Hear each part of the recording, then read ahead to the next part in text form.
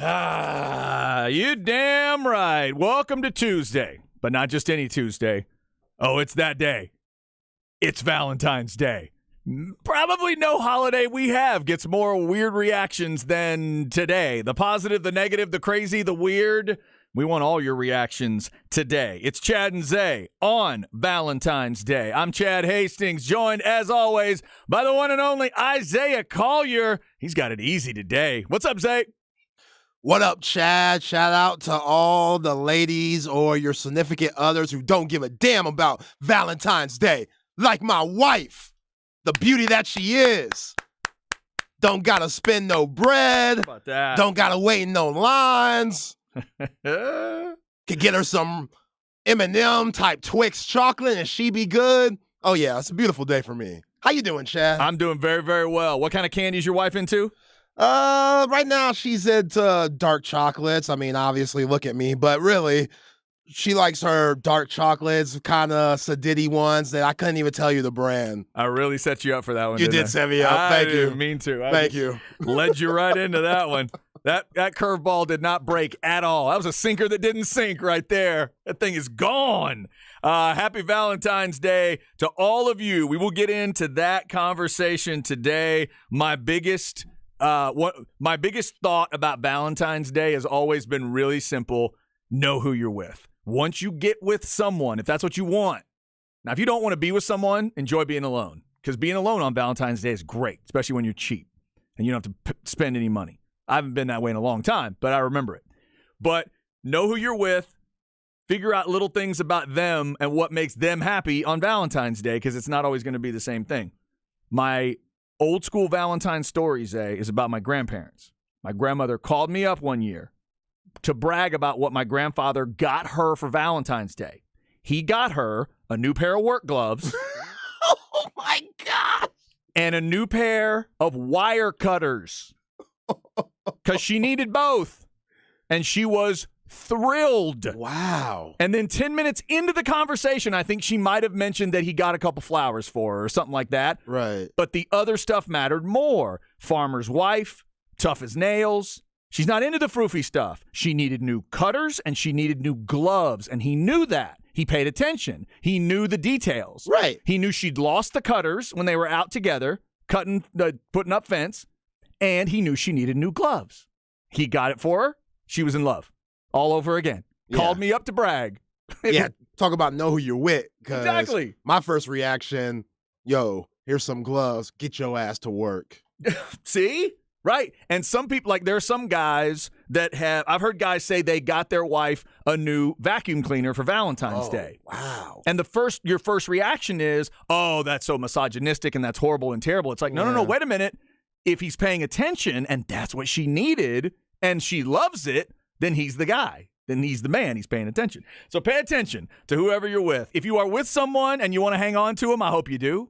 If you want someone, good luck on getting them. And if you want no one, enjoy being alone on Valentine's Day. Any and all are welcome today here on The Horn. It is one of my favorite days of the year because of the weird, varied reactions. So let us know on the Specs text line how you deal with Valentine's Day, your reaction, your non-reaction, how your wife or husband deals with it. Give us your Valentine's stuff today. Yo, shout out to Bizarro Dale Dudley on the Specs text line. He put me on blast. He said, Zay, you're still a sucker. You got to pay for 2 anniversaries. Oh. That is kind of true. I'm trying to finesse my way out of that.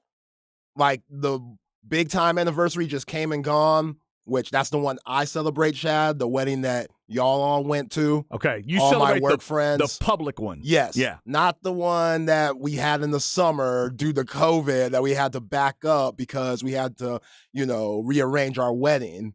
Not that one. That was the JOP one. Yes. Yeah. Yeah. So ask me in June what happens. We might go out to eat, but that shouldn't count. Like I shouldn't have to go buy a gift for anniversary number 2, okay, as I call it. Yeah, okay. But you're right, Bizarro Dale Dudley. You're right. Like I am a little bit of a sucker because my wife has finessed me into that. But your boy trying to finesse his way out.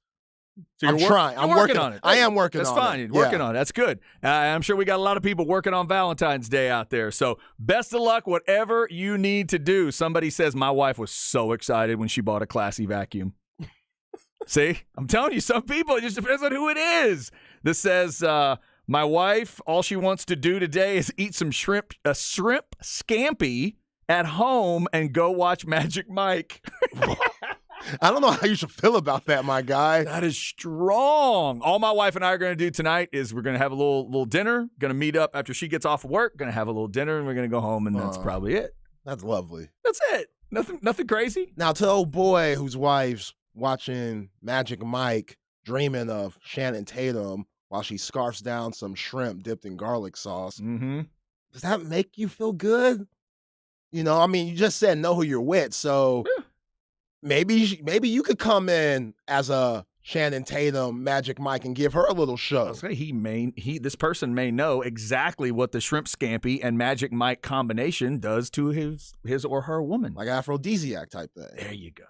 I feel that. Nothing wrong with a little imagination. Yo, if your woman gets off on shrimp, you got to keep her. Come on now. I got no problem with that. No problem with that at all. We hope you have a great Valentine's Day out there. A lot of stuff going on, of course, in the world of sports. We will get to Longhorn basketball here in a second, and we will keep it fun today, and we will keep it positive today. But just real quick, before we get to Texas basketball, let's send our thoughts out to a couple of universities dealing with some wild, awful stories. First off, to Michigan State, the shooting overnight. It was actually last night about 8:30. A 43-year-old man, they have no idea why, but 3 people are dead and at least 5 others are wounded. So we're certainly thinking about those folks today. Just a horrible situation. And he eventually killed himself, if you didn't hear the end of that story.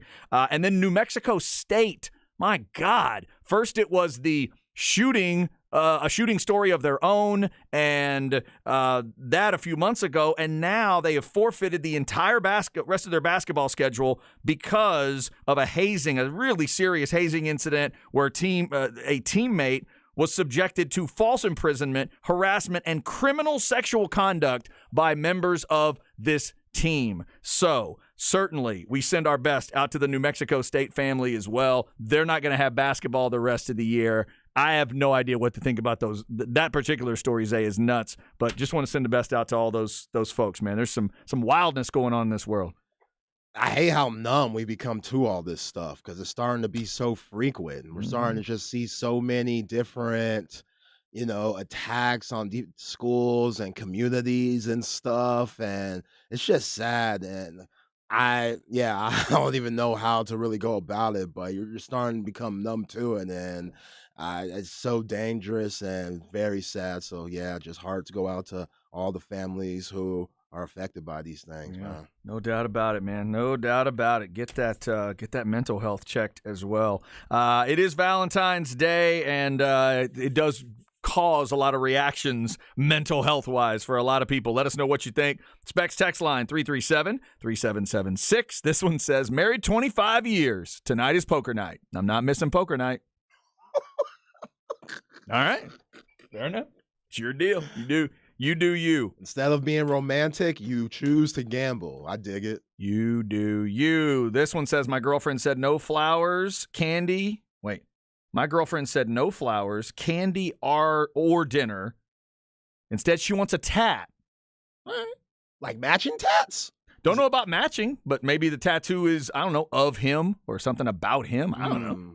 She wants a tat. There you go. Know who you're with. Know who you're with. Perfect example right there. She don't want flowers. She wants a tattoo. All right. Valentine's Day will roll on. We've stalled long enough, Longhorn basketball fans. Zay, let's get into this thing. Yesterday, you said you were a little concerned. There certainly is a trap feel to Lubbock every time.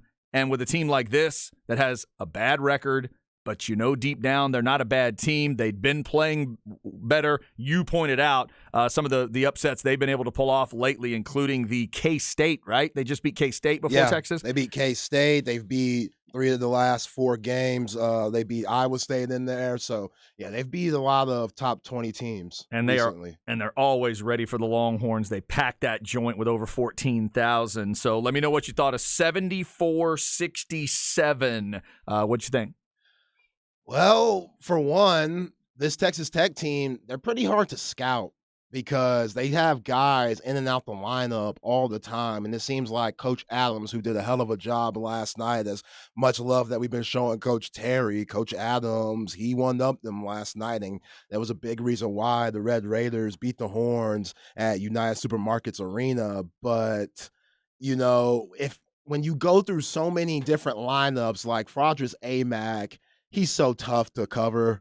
Like, he has a lot of Nikola Jokic in him without, like, the three-point ability and stuff, and the Horns, they were double teaming him early, but Davion Harmon, what can you say about the guy out of Denton Guyer? He was a teammate to Jalen Wilson over there in Kansas, and he sees the year that Jalen Wilson has. Like, they go back. They're homies, and even though Davion Harmon went to Oklahoma and Jalen Wilson went to Kansas, those guys still remain tight. So when you have one of your friends that's probably going to be Big 12 Player of the Year doing what he does, Davion Harmon in the game against Kansas State, he dropped 20, and then last night he gave the Horns 25. So just, taking over the game at the point guard position. Out of all 6 of the Horns' losses this season, from Illinois to Iowa State, Kansas State, Texas Tech last night, Kansas. I'm missing a team. I'm kind of drawing the blank right now. But out of all the teams that you play, Tennessee,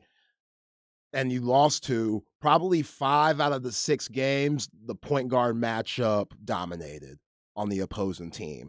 Now, for Iowa State, they got Lipsy and they got Jaron Holmes. Those both guys are point guards. Jaron Holmes is around, 6'4", but he took over that game at Hilton Coliseum. We saw what Zakai Ziegler did in Knoxville with Tennessee, the 22-10. We saw what DeJuan Harris did at Fog Allen Fieldhouse with his 18, 6, and 5. And then we saw last night Davion Harmon, the 25 points. So I don't want to put it all on Tyrese Hunter. We know Tyrese Hunter has been struggling, especially once the Chris Beard thing went down.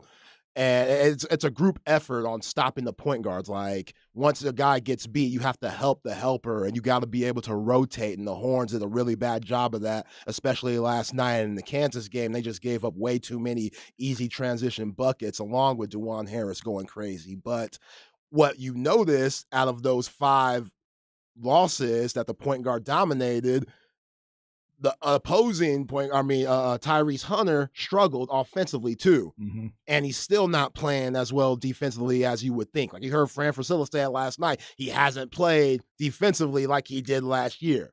And that's disappointing. So along with the offensive struggles, and you're still not playing up to par defensively, all the blame, a lot goes to him, which I get it, but Timmy Allen had 2 points last night. That can't happen. That's a bad line on the road right there. That's a horrible line. That's a horrible line for him. Yeah. And Mark Adams, again, just that Texas Tech defense. It looks like they play a zone. That's how good their man-to-man defense is, because they switch so much and they allow no dribble penetration. Like, it was tough to get in the lane last night. And the Horns, they just missed a lot of shots from the outside. I mean, 11 for 27 from 3, that's not the best. Even though that's 40%, that's not very good, especially when you look at Texas Tech shooting 7 for 14 from 3, and then just, being so physical down low. So, Davion Harmon going crazy in that first half, yes, but the Horns tied the game at 64.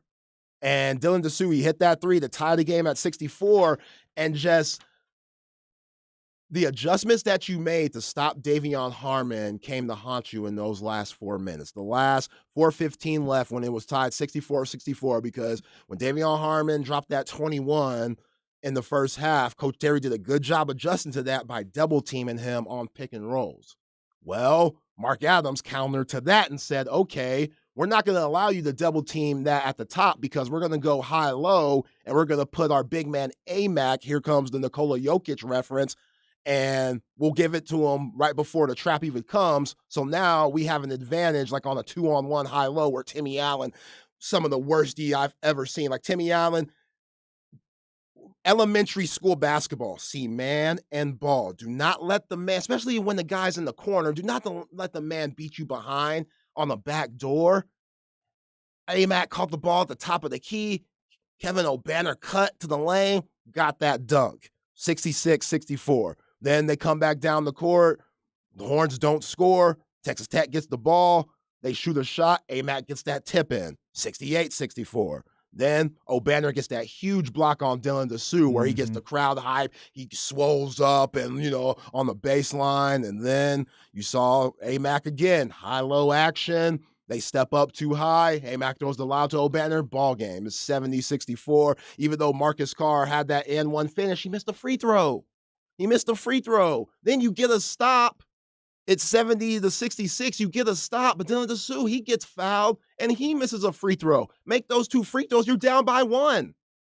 Yeah. So a team that went 24 for 25 Saturday against West Virginia, 96% from the free throw line, turns around and goes on the road and goes 10 for 17 and misses key free throws in clutch time. And we've been talking about how good this free throw shooting team was, especially after that Illinois game where they blew that one through the free throw. And in conference, they were over 80%, right, as a team. Yeah. So to have that happen at the end of the game, Davion Harmon just takes Tyrese Hunter, which looks really bad. That's all Longhorn fans are going to remember at the end of the game where they're Texas Tech's up by 3, the pick's coming on the right side. If you're Tyrese Hunter and you know the pick's coming to the right, you're going to step up more to the left because you know the help's coming there. I mean, you're going to step up more to your left, Davion Harmon's right.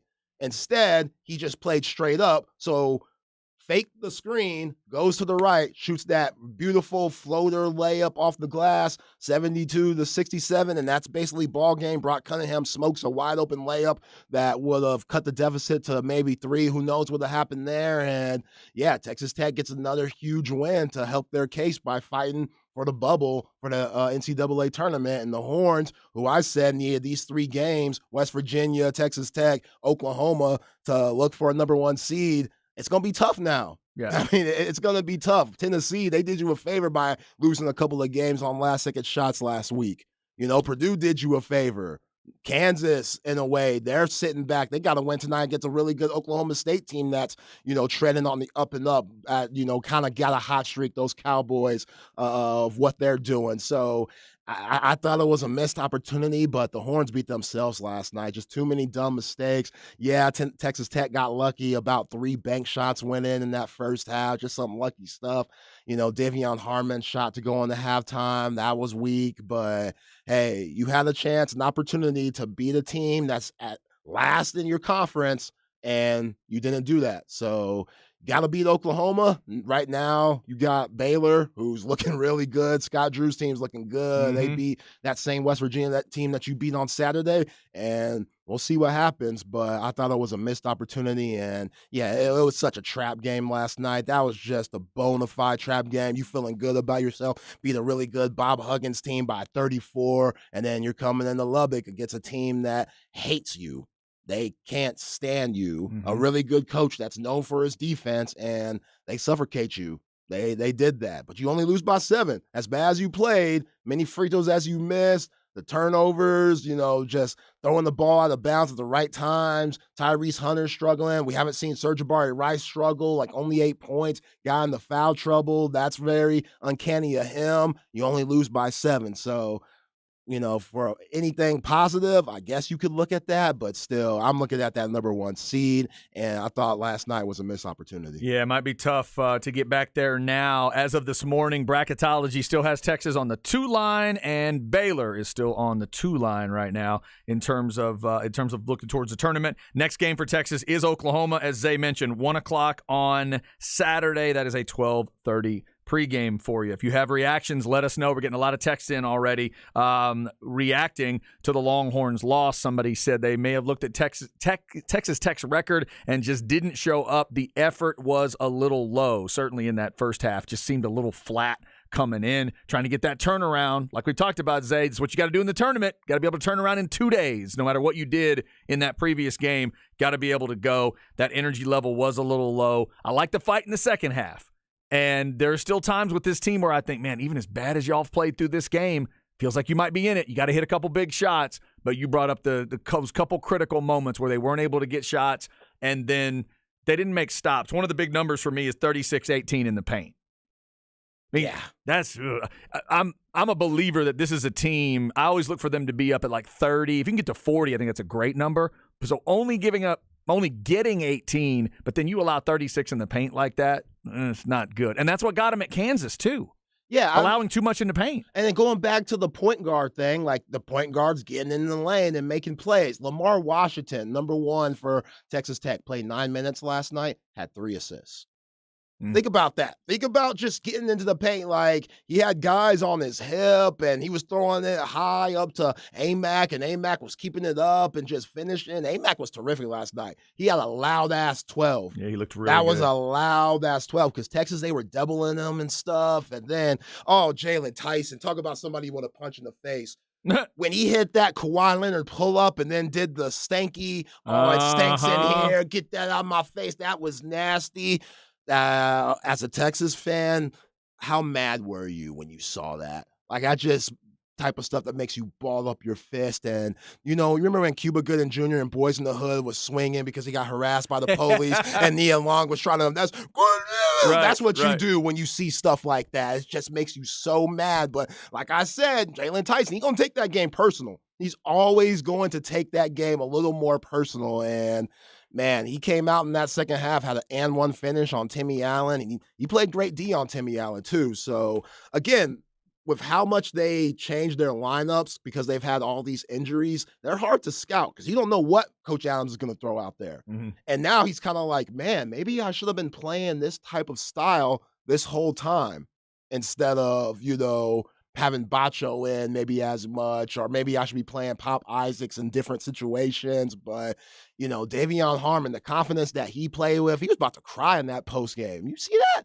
I did not. After the game, Davion Harmon, he was about to cry, getting all choked up. Oh, yeah, on the floor, you mean? Like, man, this is what I do it for. These fans. I'm glad I came here. I'm like, dog, y'all last in the Big 12. I made the right choice. I made the right choice. I get it. Like, you're feeling good about yourself. You've been killing, like 45 points in the last 2 games against 2 top 15 teams. Yo, you hooping. I get it, but let's relax because y'all are still looking at NIT right now. Yeah. So let's just keep it real. Man, Texas falls to 20-6 with that loss, 9-4 in conference play. And again, Oklahoma is up next. We'll keep talking basketball today. We got a lot of football to get into as well. Up next, let's hit some NFL. Did Micah Parsons call his shot? Or was he just kind of making a comment to another NFL player? We'll get into that. Plus, if Lamar stays in Baltimore, we know who's going to be calling plays for him. There's a lot of coaching news out there as well. Stay with us. It's The Horn.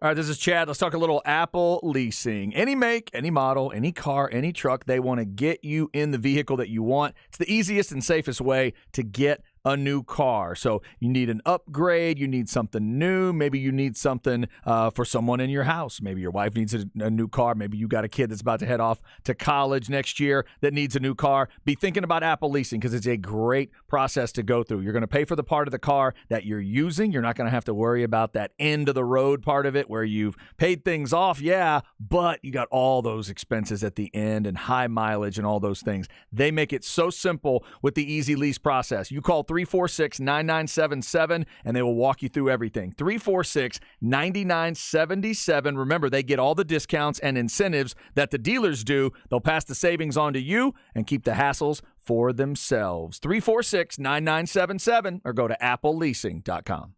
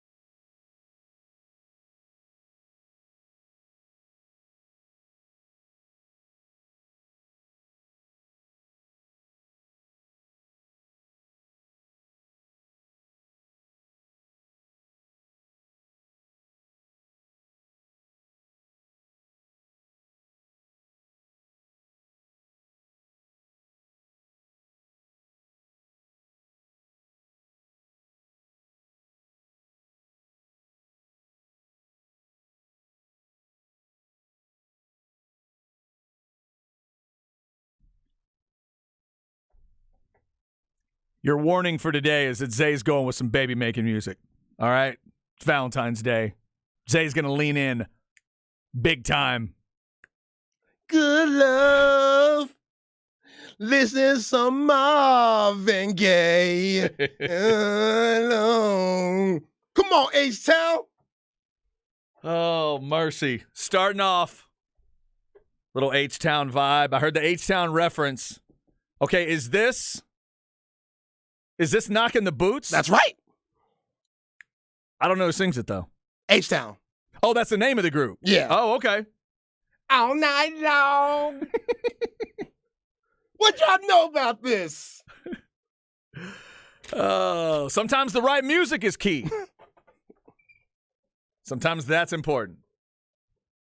Uh-huh. Sometimes it's not about candy. Yeah, we got to hit a hook. Sometimes it's not about flowers. Nope. Sometimes it's about the tune. There you go.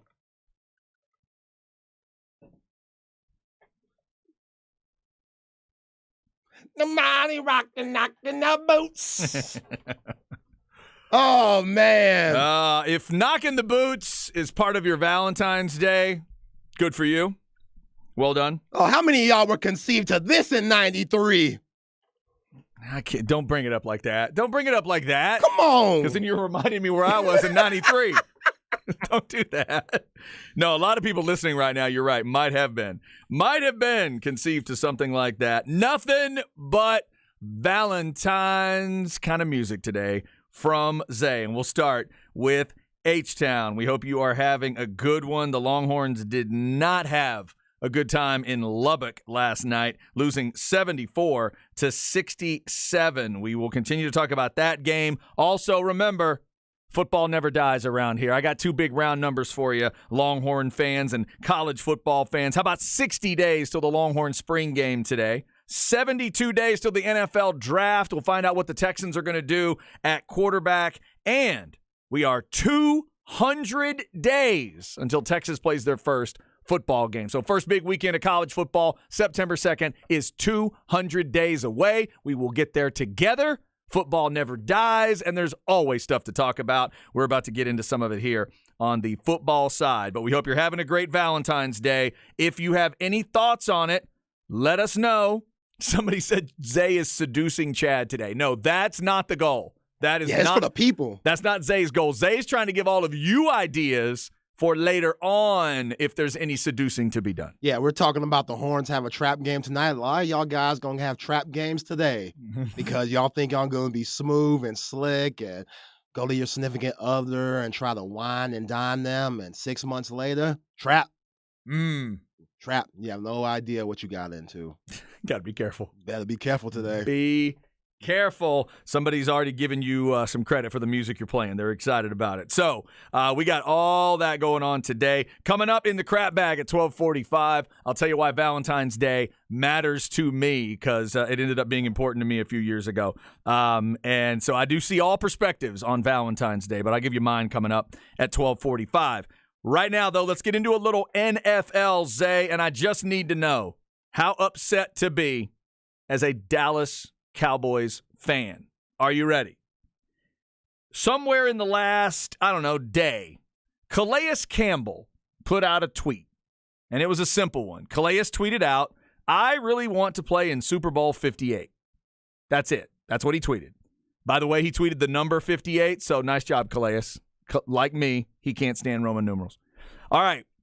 Micah Parsons retweets, and he tweets out, "Better put a star in your helmet, big bro," and then an emoji with the sunglasses on. And sent it out, and some are getting on Micah Parsons because they're saying he predicted they would go to the Super Bowl. Should I overreact on this one, or is this no big deal? I mean, I don't think you should overreact, but it is kind of a deal. That makes sense. This just feels like he could have structured that a little differently. Yeah. Now, is Calais Campbell a free agent or something? Is he trying to, make a pitch to recruit him? Because they could use him. Must be. Oh, my goodness. A lot of teams could use Calais. I would have to look him up, but I'm guessing that's what it's about. Yeah, with the history of the Dallas Cowboys, Micah, just relax. You shouldn't be saying nothing, dog. And that's what these big-time guys get. These superstar, first-team All-Pro type guys, they just get kind of out of their skis and to the point to where they think, okay, everybody could be like me. Nah, because your quarterback threw 17 interceptions this past season, and you have no idea how it's going to look with Big Mike calling the plays this year. It sounds good, but, I mean, Schottenheimer, he ain't going to really do nothing to help. You do not know what your running back situation is going to be. So, yeah, Micah Parsons, before you go off and say stuff like this, be careful. Just be careful. So what I'm reading here is he is under contract with them through this season, but this says the Ravens will need to reduce the salary cap hit. So they'll need to create room if they want to fit Lamar Jackson's franchise tag under their cap. If they franchise tag Lamar, that's in March, if I'm not mistaken. So they may have to rework something there. So he is under contract with them through 23, which would also, to me, be kind of more reason for Micah Parsons to calm down, to stay away from a comment like that. Or if you're going to do it, don't make it feel like a prediction. Just make it seem like, hey, man, we're in that fight too. Come join us. Come join us. We'll give it a shot. Something like that. Don't make it, oh, well, you got to put a star on your helmet. Dude, you didn't make the championship game in the NFC.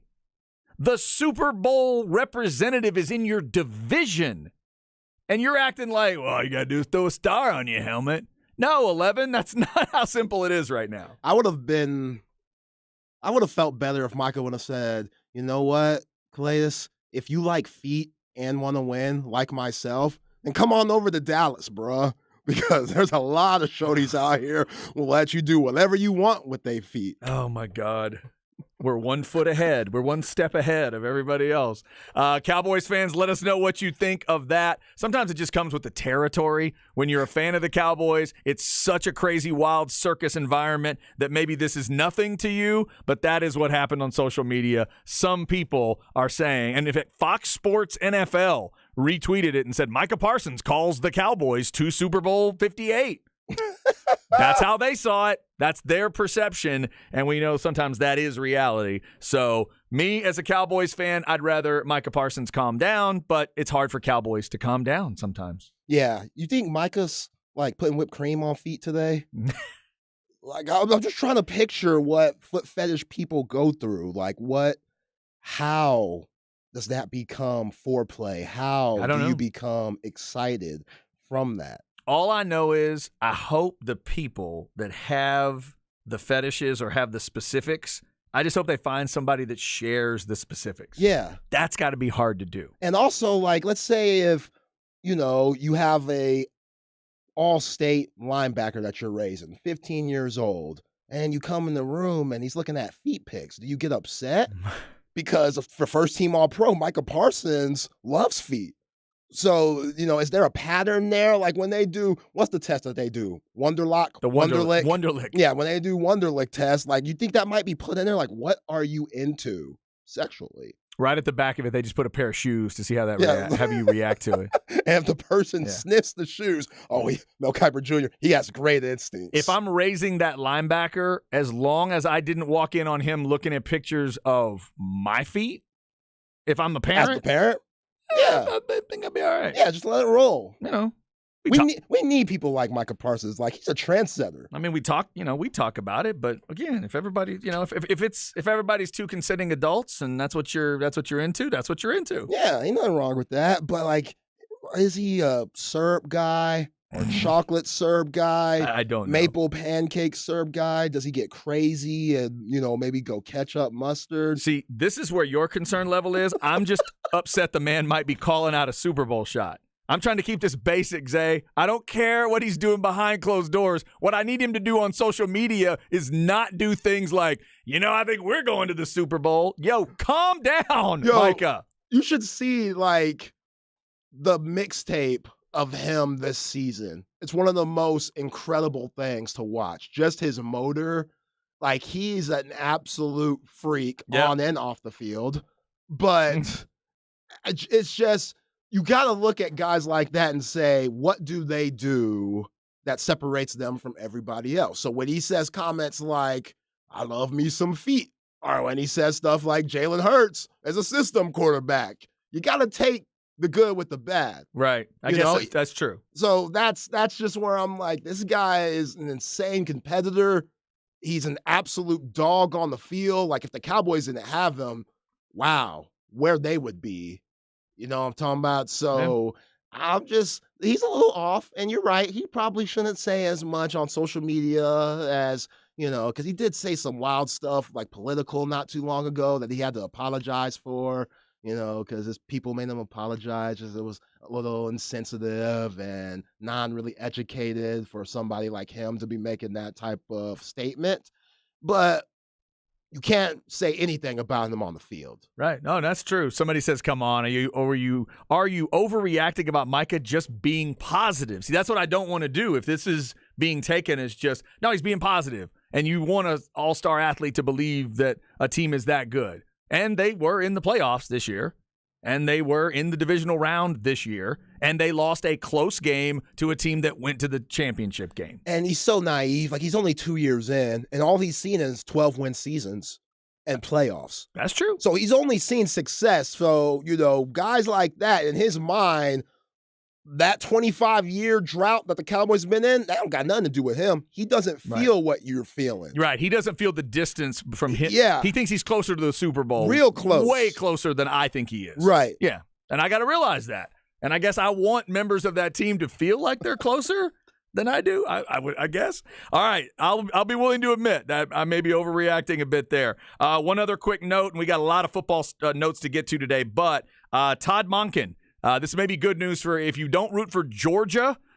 This is probably good news for you. Todd Monken, the offensive coordinator of the back-to-back national champions, he's going to the pros, and we talked about this a few weeks ago. He's a guy that I would have loved to have been the offensive coordinator for a team I dig. Instead, it's going to be Baltimore. So if Lamar Jackson sticks around, then it's Todd Monken that's going to be calling plays for him. Monken's been in the NFL before, Bucks, Browns, and there's another team he called plays for, but he will now be headed back to the pros, something to keep an eye on. And by the way, Georgia's already got their new OC, Mike Bobo, the former quarterback, and he's been with them for a little while. He will now step in as OC and try to make it back to back to back for Georgia. More football notes coming as well. There's a lot of coaching stuff, things being filled around the NFL and college ball. Plus, tomorrow is the big day for Derek Carr. There's a lot of quarterback stuff about to bubble up in the NFL, and we'll hit that. Plus, at 1, we get back to Tech beating Texas last night. Also, we'll talk a little NBA. We know who's going to be in the three-point contest. And last night might have been an indicator of what we're going to see with Kyrie and Luka in Dallas. There's a lot of good news, and then there's the key bad news at the end. We'll get to all that up next in the crab bag. I'll tell you how Valentine's Day changed my whole life on the Horn.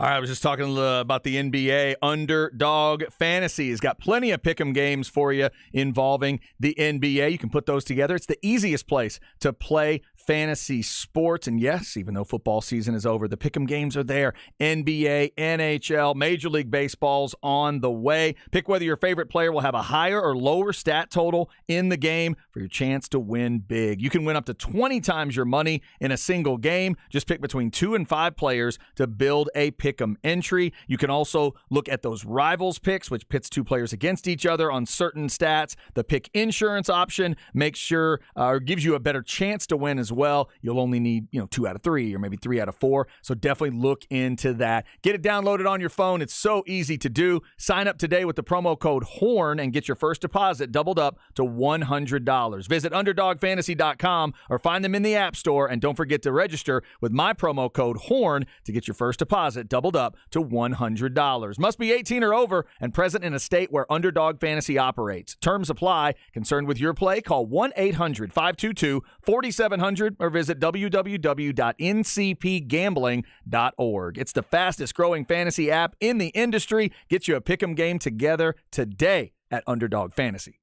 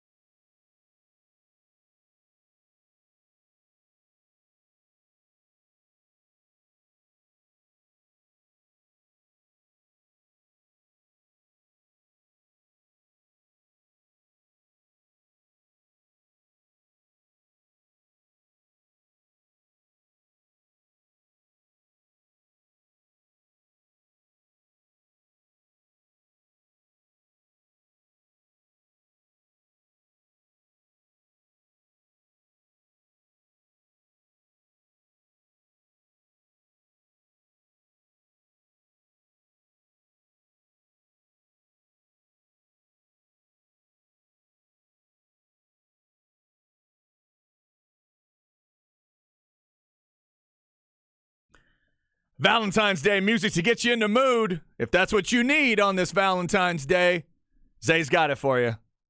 Zay, what we have? I'm not familiar with this song. Come on, man. I'm sorry. I like it.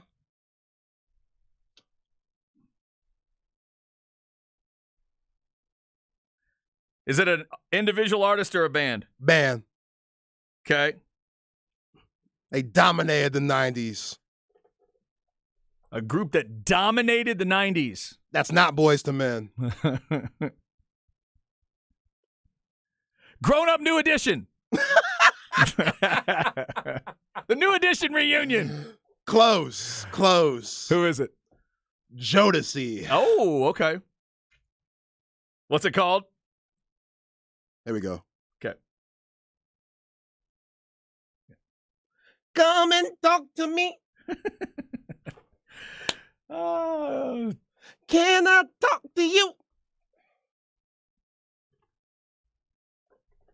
Jodeci, ladies and gentlemen, and H-Town. Zay's giving you the ideas. By the end of this day, if you are trying to set a mood for a certain thing and you are unable to set that mood, it's not going to be Zay's fault. It ain't my fault. Zay is going to help you set that mood. Jodeci and H-Town so far. Man. On this Valentine's Day, we hope you are having a great Valentine's Day. Somebody told I'm not reading that. I'm sorry. I can't read that one. Yo, man, hold up. I cannot read that one. Bucky Gobbo, I am not playing anything for you on Valentine's Day. You know what kind of sign that shows?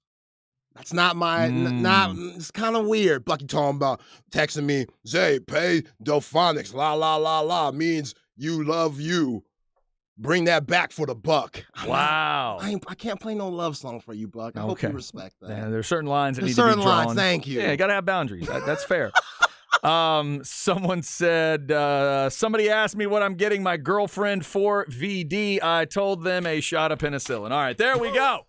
Valentine's Day in this 2023, whatever your reaction to Valentine's Day is. We hope you have the day and or night that you're looking for. And we got a lot of good reactions so far. Specs text line 337-3776. Somebody else said, well, I guess I'm out here in line trying to get my stuff taken care of because I know I got to take care of my lady for Valentine's Day. See, that's you knowing your lady. Well done. If you need to be out there buying stuff, go buy stuff. That's what you need to do. So why isn't there like a Galentine's Day for fellas? That's a whole nother discussion. Is that because it's so close to the Super Bowl? They're like, you got that. Maybe. There are men out there that would tell you that there's another holiday that has been set up by the, not social media world, but kind of by the underground folks. And it occurs on March 14th. I'll let everybody do their own research on that. Okay. Yeah. I'll let y'all all do your own research on that one. All right, let's get to the crap bag here, and I'll give you a little Valentine thought of my own. Here we go.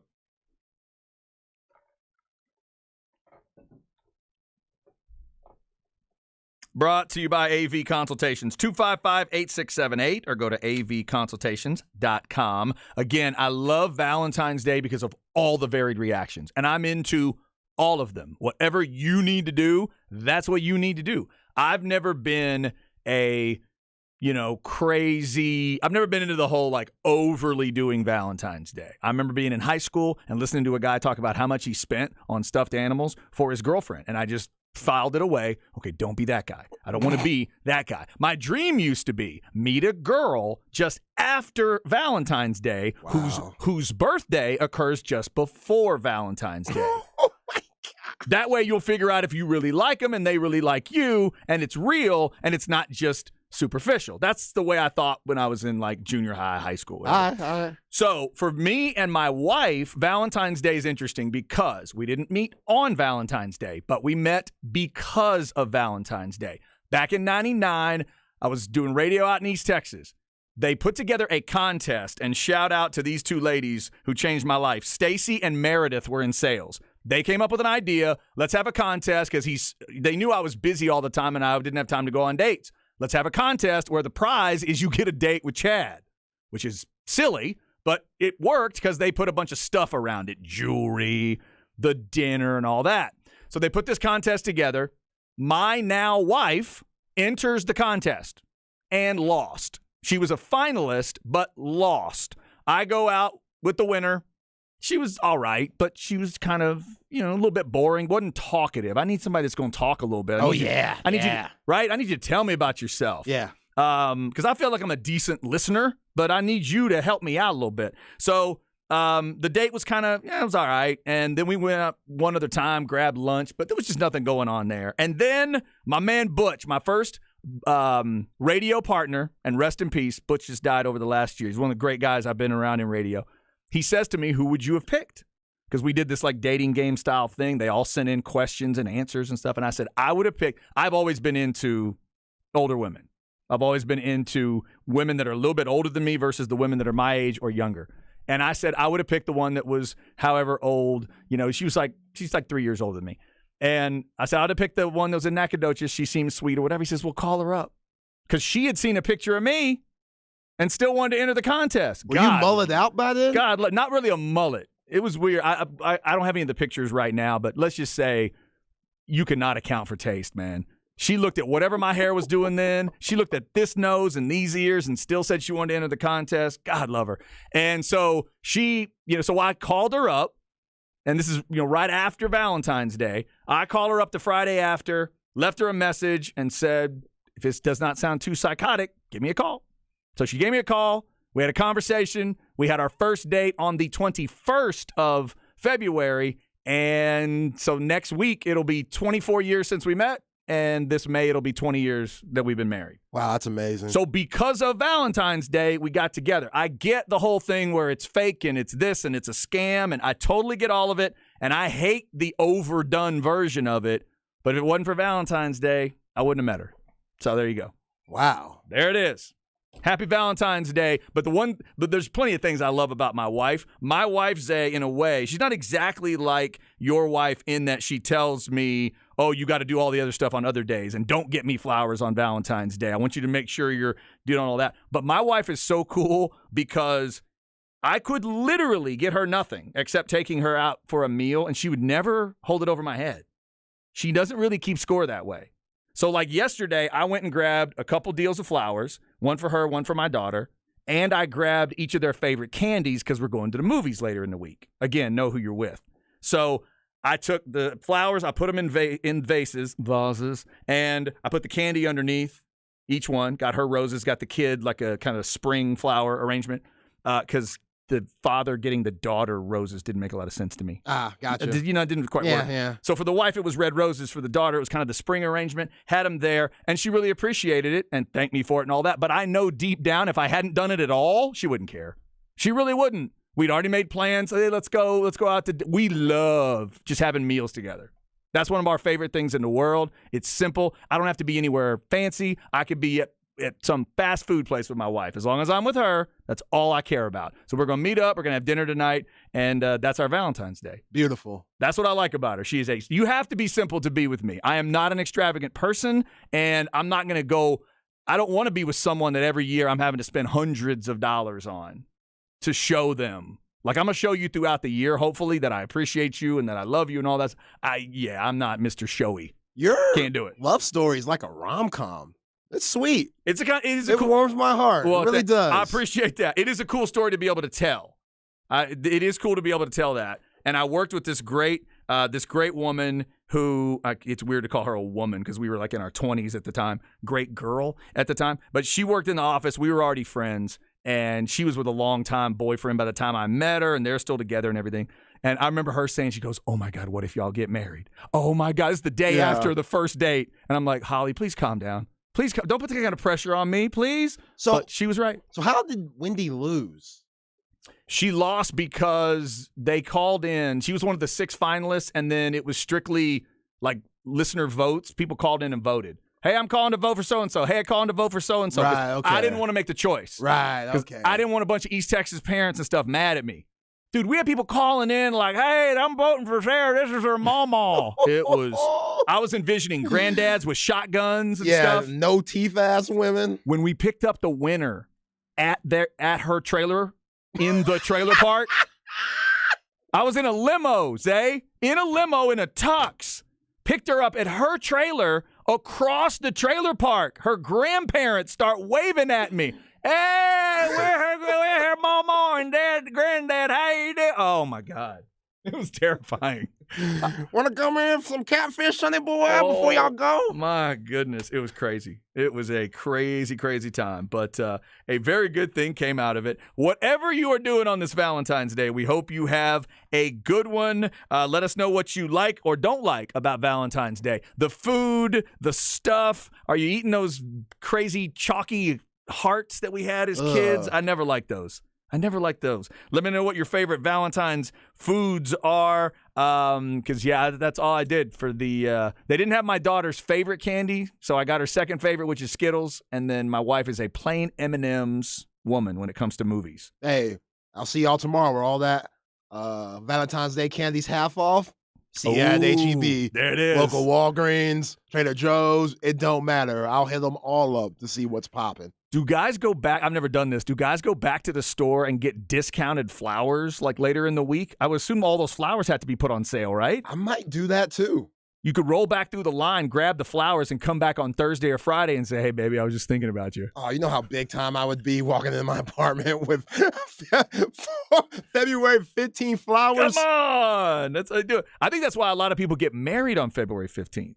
Because it's that right after Valentine's vibe where you want to show them it's not just about Valentine's Day. It's about, I know multiple people that get married on that day for some reason.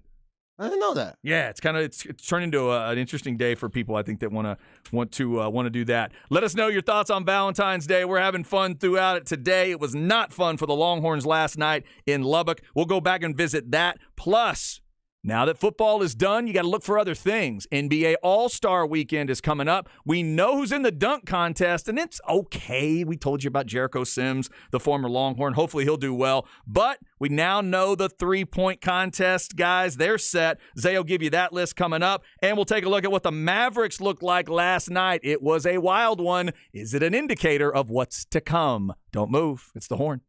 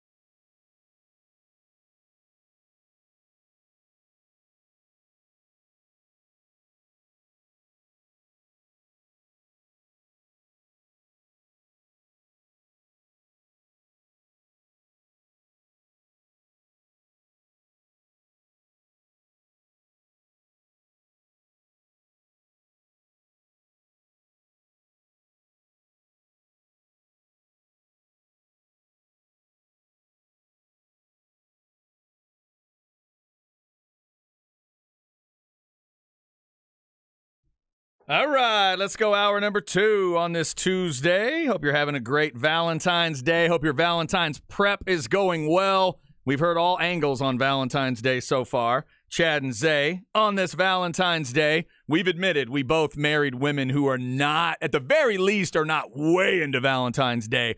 Zay's wife would get mad at him if he went specific on Valentine's Day. She likes it to be spread out throughout the year. I've heard a lot of women that are like that. I know a lot of couples that are like that. This one says, this text, Specs text line 337-3776 says, I always schedule Valentine's Day plans for the weekend after and buy discounted items. That's Genius. Brilliant. Genius. See, that's the way you handle a midweek. Now, I'd love to know how this particular person handles a Saturday Valentine's Day. If it hits on Friday or Saturday, that's hard. Now, you can make it Saturday.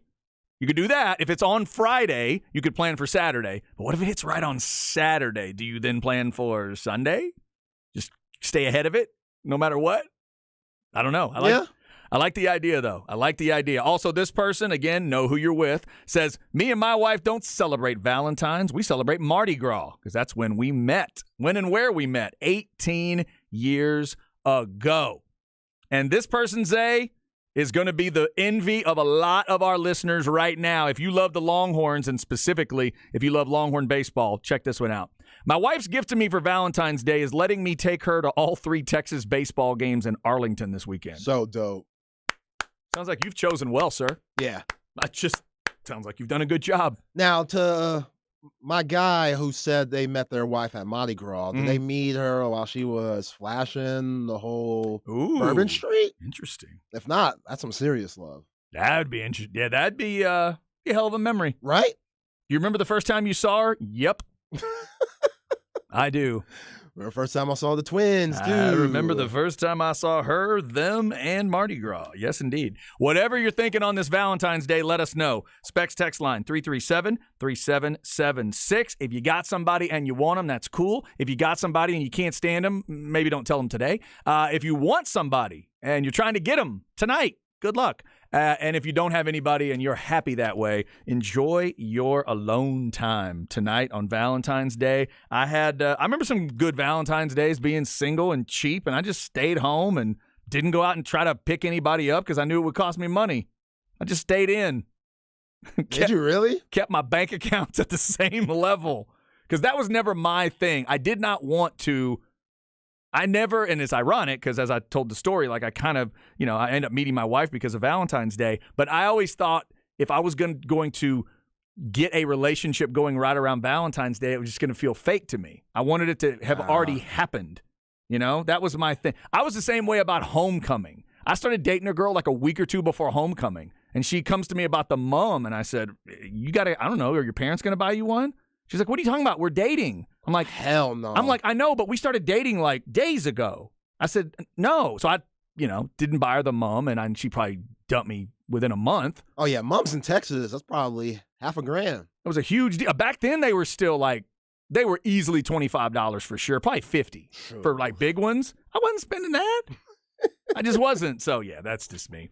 All right. So, Valentine's Day rolling today. Zay's got all the baby-making music you could ever ask for. So you've been warned. If you don't want your night to head that way, you're going to want to plug your ears when Zay plays the music. Otherwise, keep the ideas in your head because he's already gone with H-Town and Jodeci today. We have talked about Longhorn basketball. We'll get back into that. We got some other hoops things to hit. Real quick, Zay, let's mention this NFL story. You mentioned it during the break. We need to keep our eyes on this field condition story coming out of Arizona. It is a place now that's had 3 memorable Super Bowls, and I don't remember them having issues on the other ones. I don't remember the field stuff, but Kelsey slips on a touchdown. And then if y'all watch the Jalen Hurts throw at the end, he planted and slipped. A kicker planted and slipped multiple times in the game. And then this quote coming out today from one of the defensive stars is not good. Yeah, Hassan Reddick said it's the worst field I ever played on. And this is the Super Bowl. It should be as good as it gets. They were preparing this field for like 2 years, they said, in Arizona. I know Oklahoma State had something to do with it. I know PGA had something to do with it. And yeah, I mean, at the end of the day, everybody was playing on that field, and Kansas City still deserves to win. But when you look at a team, which we were talking these last 2 weeks about the Philadelphia Eagles and how they would oppose their will on the Chiefs due to their defensive line, they couldn't get ground. Like, there's multiple film where you see Hassan Reddick and Brandon Graham trying to get to Patrick Mahomes, and these guys are just slipping on the field, slipping on their cleats. You know, you saw Greg Olsen talk about these guys changing their cleats out, and it was really just the Eagles that had the main problems with it. Obviously, the team that loses is going to bitch the most, but still, as NFL, I think they crapped the bed with this one, and stuff like this can't be happening on this type of level of the game, this type of magnitude. They showed Jalen Hurts changing, during the game. Yeah, he went from Jordan 11s to Jordan 1s. He was trying to figure it out. And then all this discussion earlier in the season, there was a big discussion among some players about we got to get rid of the turf. We got to go to grass. But this is grass that's causing a problem. And then yesterday, I'm talking to somebody here at the office who follows not only football, but follows international soccer. And apparently there are discussions now about a version of grass that's designed for soccer that some people think the NFL needs to adopt. Yeah, in the turf, that argument is guys tear their ACLs a lot easier on the turf. And Odell Beckham, he's big on that. When he tore his ACL a couple Super Bowls ago, that was on turf. So he's been a huge... That was in L.A., right? Yeah, that was in L.A. Yeah. He's been huge pro get turf out the league, while grass on the other side, you could slip on grass. So I don't know if they can find a medium, but they're going to have to, because that's a joke. Weird. That's a joke. I know Cowboys fans have no love lost for the Eagles, but still, that's a joke for the field to be that type of quality that it was Sunday night. Can't have it at the Super Bowl. By the way, just a side note, you know where Hassan Reddick played college football? Temple. And he said it's the worst field he's ever played on. I want everybody to let that soak in. He played at Temple, not USC, not Bama, not Texas or A&M. And Temple's in like the heart of Philly. Temple. He said it's the worst field he's ever played on. Yeah. Whew, that's bad news for the NFL right there. We'll keep our eyes on that story. We'll circle back around to Texas basketball. I know Zay doesn't want to talk much more about that game from last night, but we'll do that in a sec. Zay, I do want to hear about this three-point contest. I'm always looking for content when football goes away. I will be peeking in on some spring football. There's a wrestling pay-per-view this weekend. Little Elimination Chamber. I will be watching that, a little bit of that too. But I'm always looking for the NBA to entertain me when it comes to the All-Star game. We hope Jericho Sims and the dunk contest do okay, but there aren't a lot of big names there. Please tell me there's a big name or two in the three-point. Yeah, multiple All-Stars in the three-point shootout this Saturday. Jason Tatum and Damian Lillard, they will highlight the competition. Both of those guys could really shoot. I said on these airwaves, and I'll continue to say on these airwaves, Dame Lillard is the second greatest shooter of all time, in my opinion. And let's go back down that hole a little bit, Chad, because we had Jeff Howell on the show, and Jeff Howell said it would be hard to put Reggie Miller or Ray Allen above, or, Damian Lillard to be above those guys. I know people say Larry Bird all the time. Those three guys, Bird, Reggie Miller, Ray Allen, they're all 6'6" and up. Larry Bird was 6'10". Ray Allen's around 6'6", 6'5". Reggie Miller, 6'7". So those guys have height advantages that Damian Lillard does not have. So Damian Lillard, What's Lillard, like 6'3"? Like 6'3", 6'2", if that. All but right. What separates him, in my eyes, from those other guys, again, the ability to shoot off the dribble. Now, all these shots are going to come from the rack, obviously, but Dame Lillard, he hit a shot last night against the Lakers. He caught it. It was around half court and shot a fadeaway with 1.5 seconds left and hit nothing but net. Have you seen this number on him in 40-foot shots? He's hit 11 of them this year. I mean, 11! I think just because Steph is so miraculous at shooting, I think Dame's an afterthought. And again, there's just some nostalgic about Reggie Miller, pushing Greg Anthony on the ground, hitting 2 3-pointers in less than 6 seconds.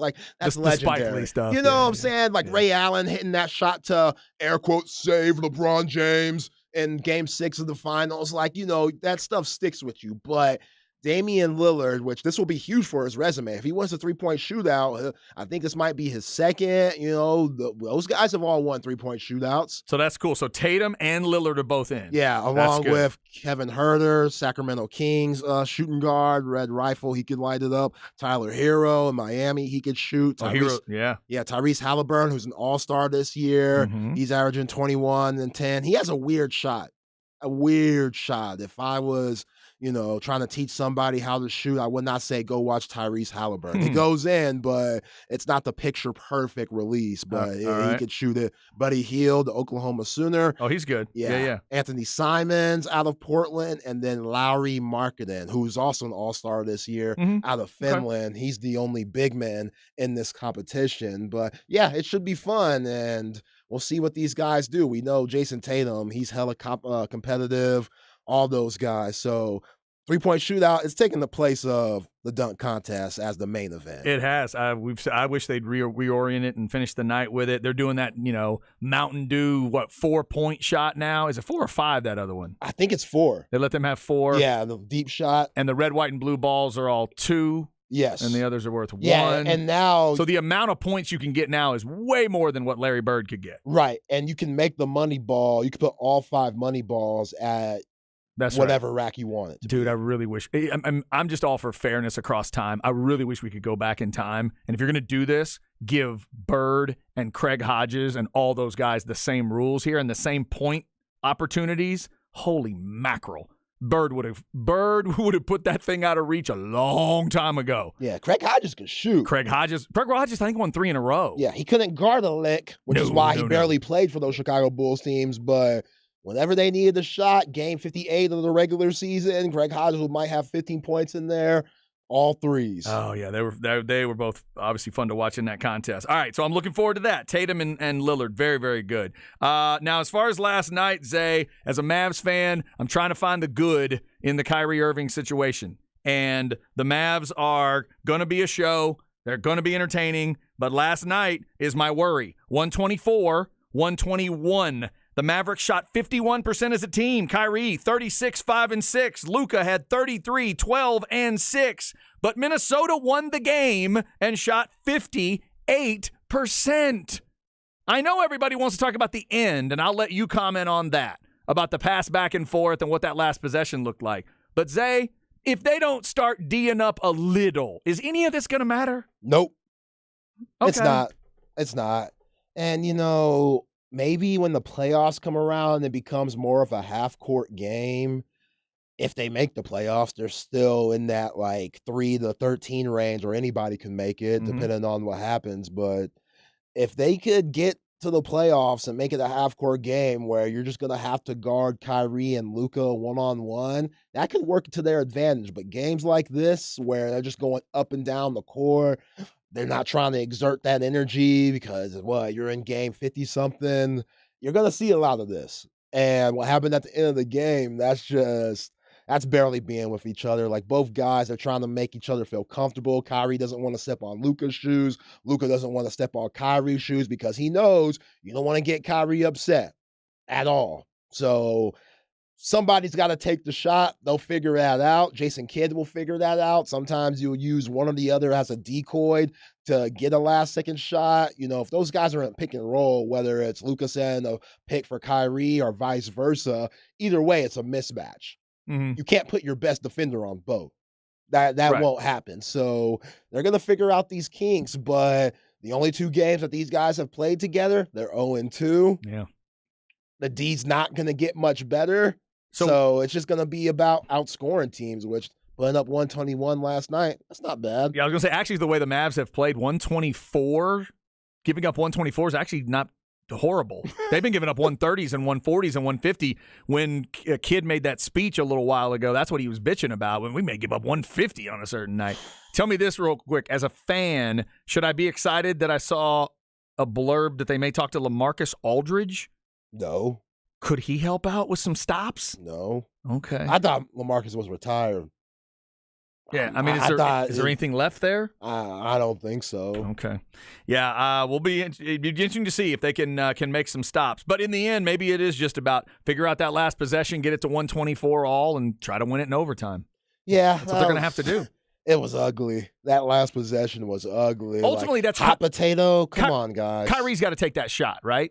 In the end, isn't that his shot to take?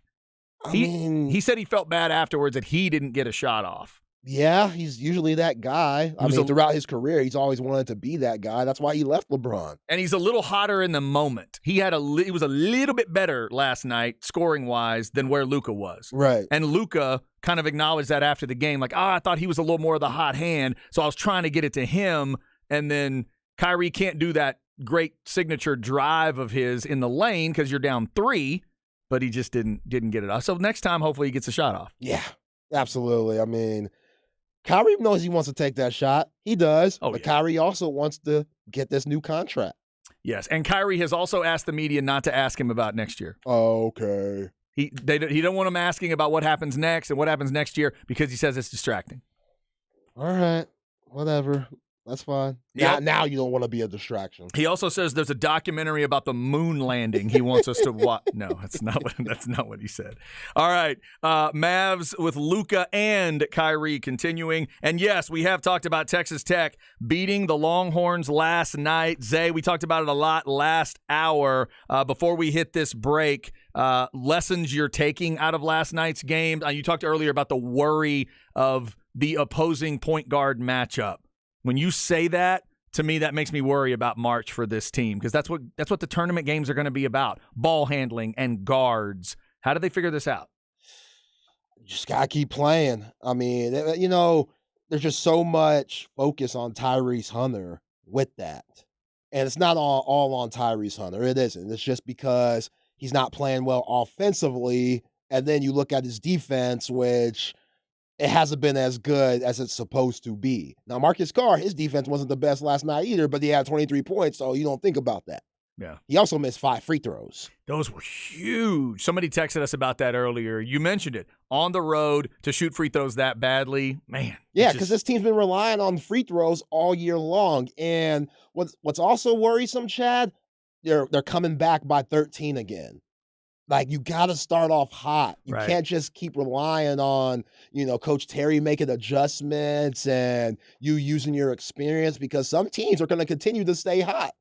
They are. And Mark Adams did a hell of a job adjusting to Coach Terry's adjustments. Okay, Davion Harmon is killing us all in the first half on getting to the rim on high pick and roll stuff. So Coach Terry says we're going to trap him and not going to allow that. All right, Mark Adams says we're going to pretend to bring the big guy up. And instead, he's going to flash back. So now both of your defenders are focused on the guy with the ball.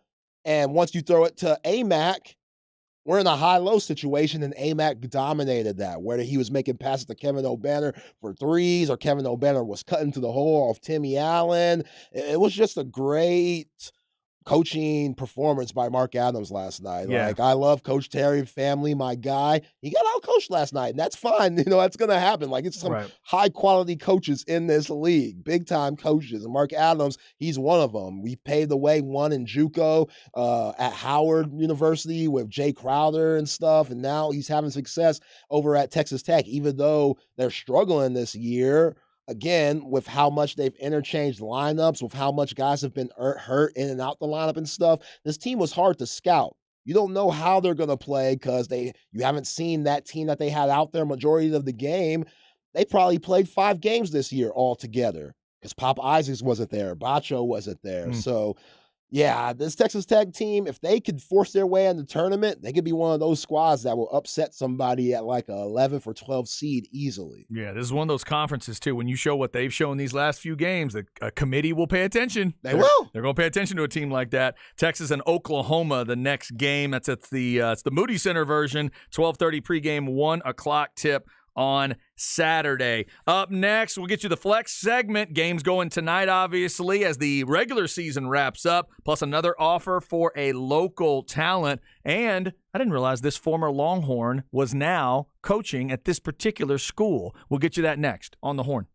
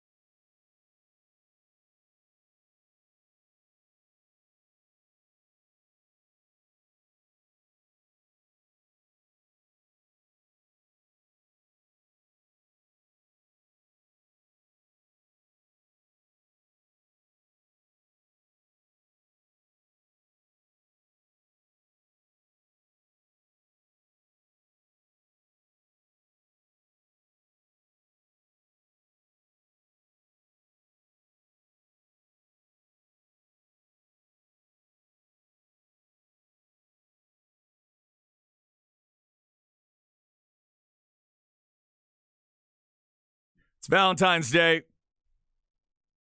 Make sure you got clean sheets on the bed. You know, and all the important stuff.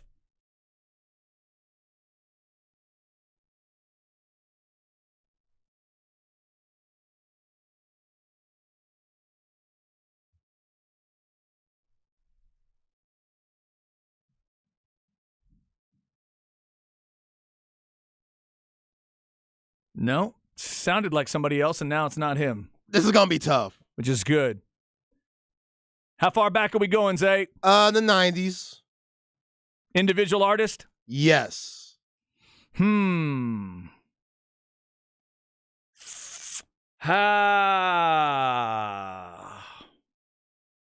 gonna come up with a strange idea. What's the song called? Can we talk? Can We Talk? I have no idea. Can we talk? The only name in my head was for a minute. The only name in my head was Montel Jordan. I know it's not him. I wanna know your name. Come on, this guy's from Waxahachie. Is he really? Yes. Interesting. Who is it? Tevin Campbell. Ah, Tevin Campbell. I do know the name. Tevin, my bad. One of my Waxahachie brothers. I was unable to identify him. I have to go look up the Tevin Campbell story, age difference.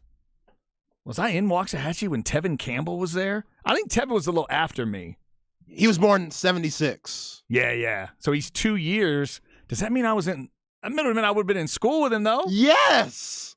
He was probably rocking y'all's talent shows. Wow. Dude, I got to go back and double check. I knew I wasn't getting invited to the parties, but I didn't realize Tevin Campbell might have been at the parties.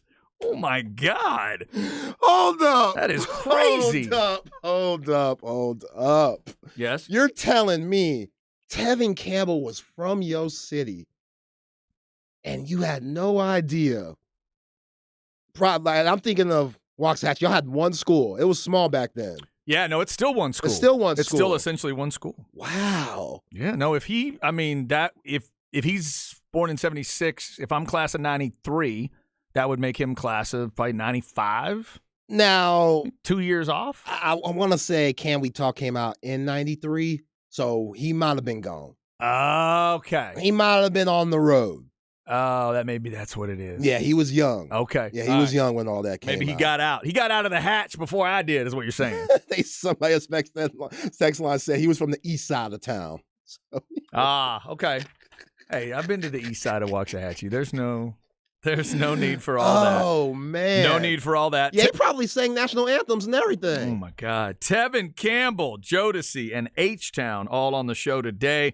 And Tevin Campbell makes me look like I wasn't paying attention in Waxahachie, apparently. Or, again, I just wasn't invited to all the parties that we already knew about that. All right, so Chad and Zay on Valentine's Day. Somebody said, I lost to Tevin in a talent show.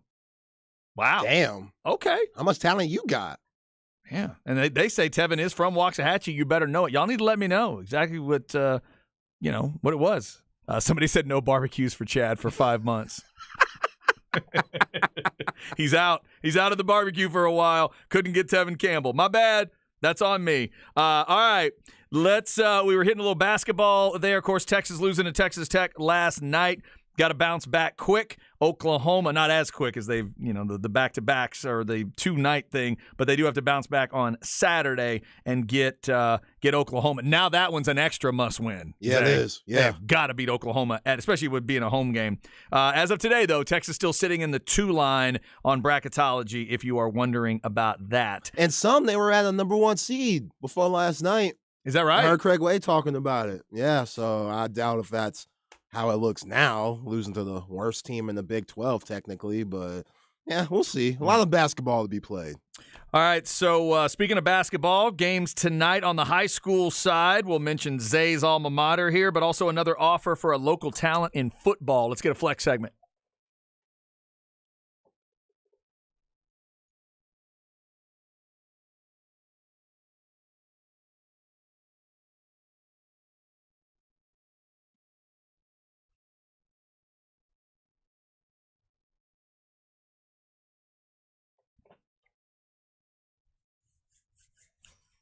All right. For you Longhorn fans, I hope you catch up with one of your former guys. I didn't realize he was here. The star football player out of Lake Travis, if I'm not mistaken, I believe he has played on both sides of the ball. I want to say it's running back and linebacker. He's a class of 24 kid, Marcus Boswell. We've talked about him before, and he tweeted out recently, actually earlier today, after an amazing conversation with Oscar Giles. Wow. I'm truly blessed to receive an offer from the University of Wyoming. And then he tags Coach Bowl, who's the head coach there, and a few others. Coach Hank Carter, of course, his high school coach. And but I didn't realize Oscar Giles was at Wyoming. So Oscar is now the defensive line, so run game coordinator, and that'd be, offensive tackles. Right? Is that right? I think that would be right. Yeah, Oscar Giles. Was he O-line or D-line? Let's see, why am I not? Yeah, D-line. I'm sorry. I thought it was. I was confused there. Yeah, he's the D-line coach and the defensive run game coordinator for Wyoming. So that was kind of cool to see, and obviously congrats to all of the kids getting those offers. Again, this is a 2024 prospect, so now we're talking about those kids as the seniors of next year. So Oscar Giles hanging out with the Cowboys in Wyoming. Yeah, you would think with Josh Allen's success in the NFL and coming from Wyoming, there should be some money being thrown up there. And the facilities would probably be a lot better than what they probably were prior to Josh Allen. So if somebody like that can make it and do what he does in the NFL, then that should be a good recruiting spot. That's an interesting point. I hadn't thought of that connection. So best of luck to Marcus picking the school that he likes. We talked about a few of his offers here in the Flex segment. Also, let's mention Zay's alma mater. Those Bowie boys are going to be playing tonight. It's senior night over at Bowie, taking on Anderson. They're asking for you to come on out and support the Dogs. They are going to go freshman game at 5:15, JV at 6:30, varsity at 8 o'clock tonight. And Zay, the first 50 Bowie student fans receive a free tea and free Bush's chicken. Yeah, shout out to my man, Coach Trey Lindsay. That's my guy. Been my best friend for around 20-something years. He's done a terrific job taking over from my pops and my alma mater. And this is one of the toughest districts, not only in Central Texas, but in Texas, 26-6A. I mean, Beulah Johnson, right now, they're sitting as district champs. They might be tied with Westlake, but Westlake's always up there at the top. You know, Lake Travis, they're probably going to get that third spot. And my Dogs, this is a must-win tonight against the Trojans because Dripping Springs, I think they're around that fourth spot. So if the Dogs win tonight, who knows what could happen? Maybe they might have to have a play-in game for that fourth spot, but I don't know if you really want that number 4 spot, Chad, because that means if you get number 4, you have to play against Coach Thompson's team and Stony Point in the first round. We know they're good. Yeah, 28-1 good. Look out. Yeah. So winning that game is fun. Getting to the playoffs, cool, but that's a brutal first-round matchup, whoever gets that spot. But good luck to my Dogs tonight for sure. There you go. Also check out Flex ATX at FLX ATX on your social media. Seeing a lot of schools that are tagging Flex, giving love to all kinds of different sports. I see one on powerlifting here from out at Hendrickson, and some athletes doing well there. Got highlights from Round Rock girls basketball that was shot out as well. And so shout out to that team. Looking at Hendrickson soccer here. There's a lot of things going. Oh, look, there's Elgin. I'm sorry, game day against Hendrickson. Elgin soccer. Shout out to my folks out there in Elgin. You can get your information up there and just go at Flex ATX on social media, and we do continue to encourage you to send those videos along. If you've got videos of whatever it is, basketball, weightlifting, the spring sports. Maybe it's prep for football season. Maybe it's somebody in a cage getting ready for baseball or softball. All that stuff is there at Flex. And if you want to hit the website, it's flxatx.com. Games out there tonight as well. And again, Zay's getting the week off in terms of TV, but you guys are back for playoffs next week? Yes, sir. I don't know where we're at exactly, but I'll let you know later on in the week. I should know by Friday. Gotcha. And in terms of basketball, I know, what is it? In football, you got to go 5 or 6 games to get all the way through. Is it about the same number of teams in basketball? Or does it end up being? It's a little more. It's a few more that get in? Yeah, it might be 8. That'd be my guess. So you got to, I would figure you have to win a little bit more. Yeah. Okay.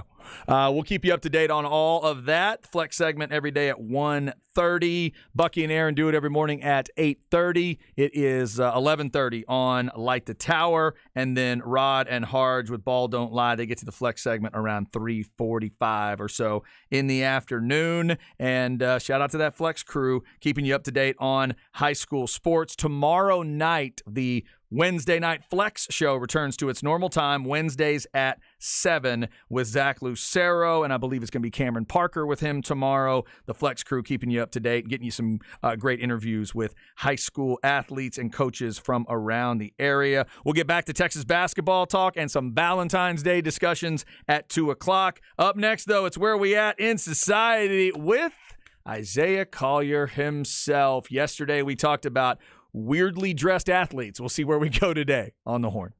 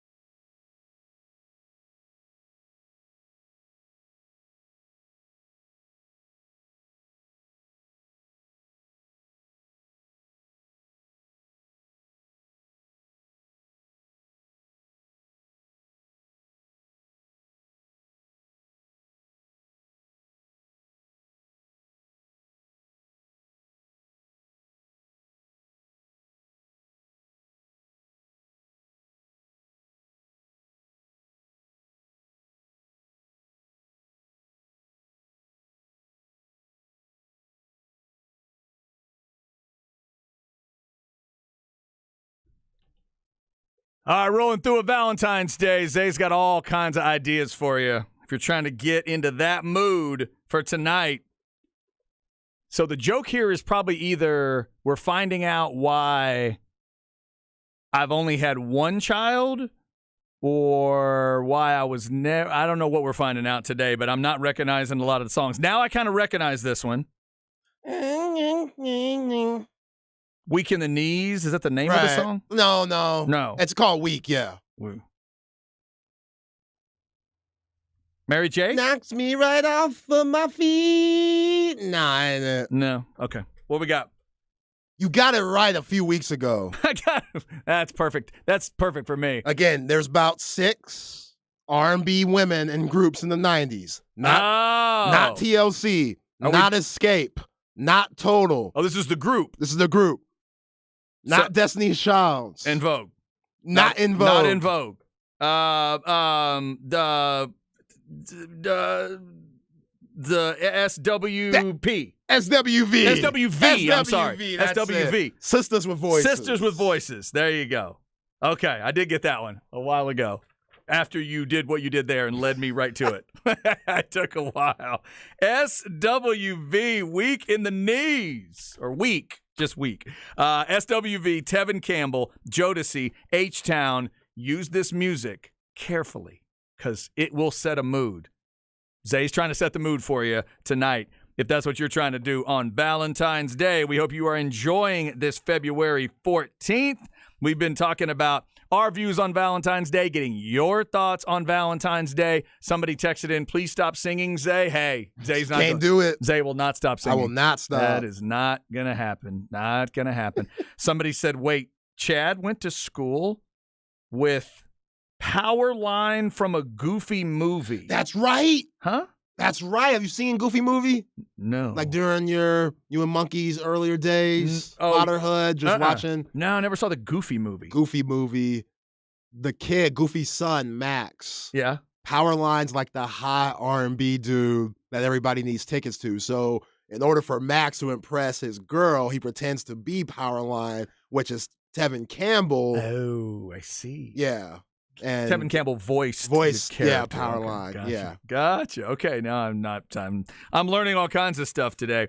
Hope you are having a great Valentine's Day. We'll get back to Longhorn basketball. They did not end up with a good Valentine's Eve game in Lubbock. We'll talk more Valentine's Day stuff. We got NFL notes all around, including some assistant jobs getting filled and maybe some really good news if you're a Cowboys fan on one of those jobs because at least it gets something out of your division. Right now, though, let's go where we at in society. We'll see what Zay's got on Valentine's Day. Here we go. All right, Zay, you've been getting everybody in the mood with music. What's this one going to be? All right, let's stick with the Valentine's Day theme. Mm-hmm. And last night, somebody at the Mavs game or a couple at the Mavs game got married at halftime. Here we go. Yeah, it's a little tacky. Dirk was not the officiant, people, so get that out your minds. But Brad Davis? No. I think it was one of their color guys or play-by-play guys. Either way. Yeah, old boy's wearing this grayish suit. Old girl has on the classic white. It has ruffles and stuff. And it was at halftime during Kyrie Irving's first home appearance as a Mav. And yeah, I don't really know what to say about this. You got to be a dedicated Mavs fan to do this. Well, you got to be stinking rich, too. How much so? How much did they make them pay to do that? You think? That's my first question, is how much would that cost? And secondly, this just goes to this is just the next step up from would you propose at a game? That's what this speaks to me. Yeah, which is awful in itself. But do you think Cuban would charge them for this? Oh, I'm assuming that. Like an arm and a leg? It couldn't be too much. It depends on who it is. Like, do they work for the Mavs? If so, maybe they wouldn't have had to. I'm assuming a regular couple does. You don't just get to go do that, do you? I mean, think about the day of this. It's February 13th. Mavs obviously don't have a game at American Airlines Center today. So this is the opportunity. This is the opportunity to have a Valentine's Day wedding for a dedicated Mavs fan. Yeah, a little self-important to me, but again, do what you do. Know who you're with. One of these two people knows who they're with. Because that's a big deal to at least one of them, I would hope. I don't know if it's the guy or the girl. The guy was crying. He was tearing up. Oh, okay. So it was him. So he's the Mavs fan, probably. Now, was he tearing up because he loves this woman, or he's on the same court that Dirk gave Serge Ibaka 40? I think he's tearing up because the Mavs can't stop on defense. Yeah. That's why I was tearing up last night, because the Mavs can't make a stop. So whichever one of them is a Mavs fan, I hope it matters to them, because they know. This is like, I couldn't ever be in a situation like that. I'm never going to be the guy that was going to propose on the Jumbotron. That's too self-important for me. I'm not even the one that was going to propose in front of family members. I couldn't have done that. No, I can't do that either. I had to be alone with her. It had to be just me and her, and it was. So I can't do any kind of show when it comes to something like that, whether it's the proposal or the wedding itself. So I was never going to get married at a sporting event, even though I love sports. And my wife digs some sports too. That wasn't going to be us. If I was the groomsman, they're like, "Where's Zay?" Oh, he's getting up shots over there in the corner.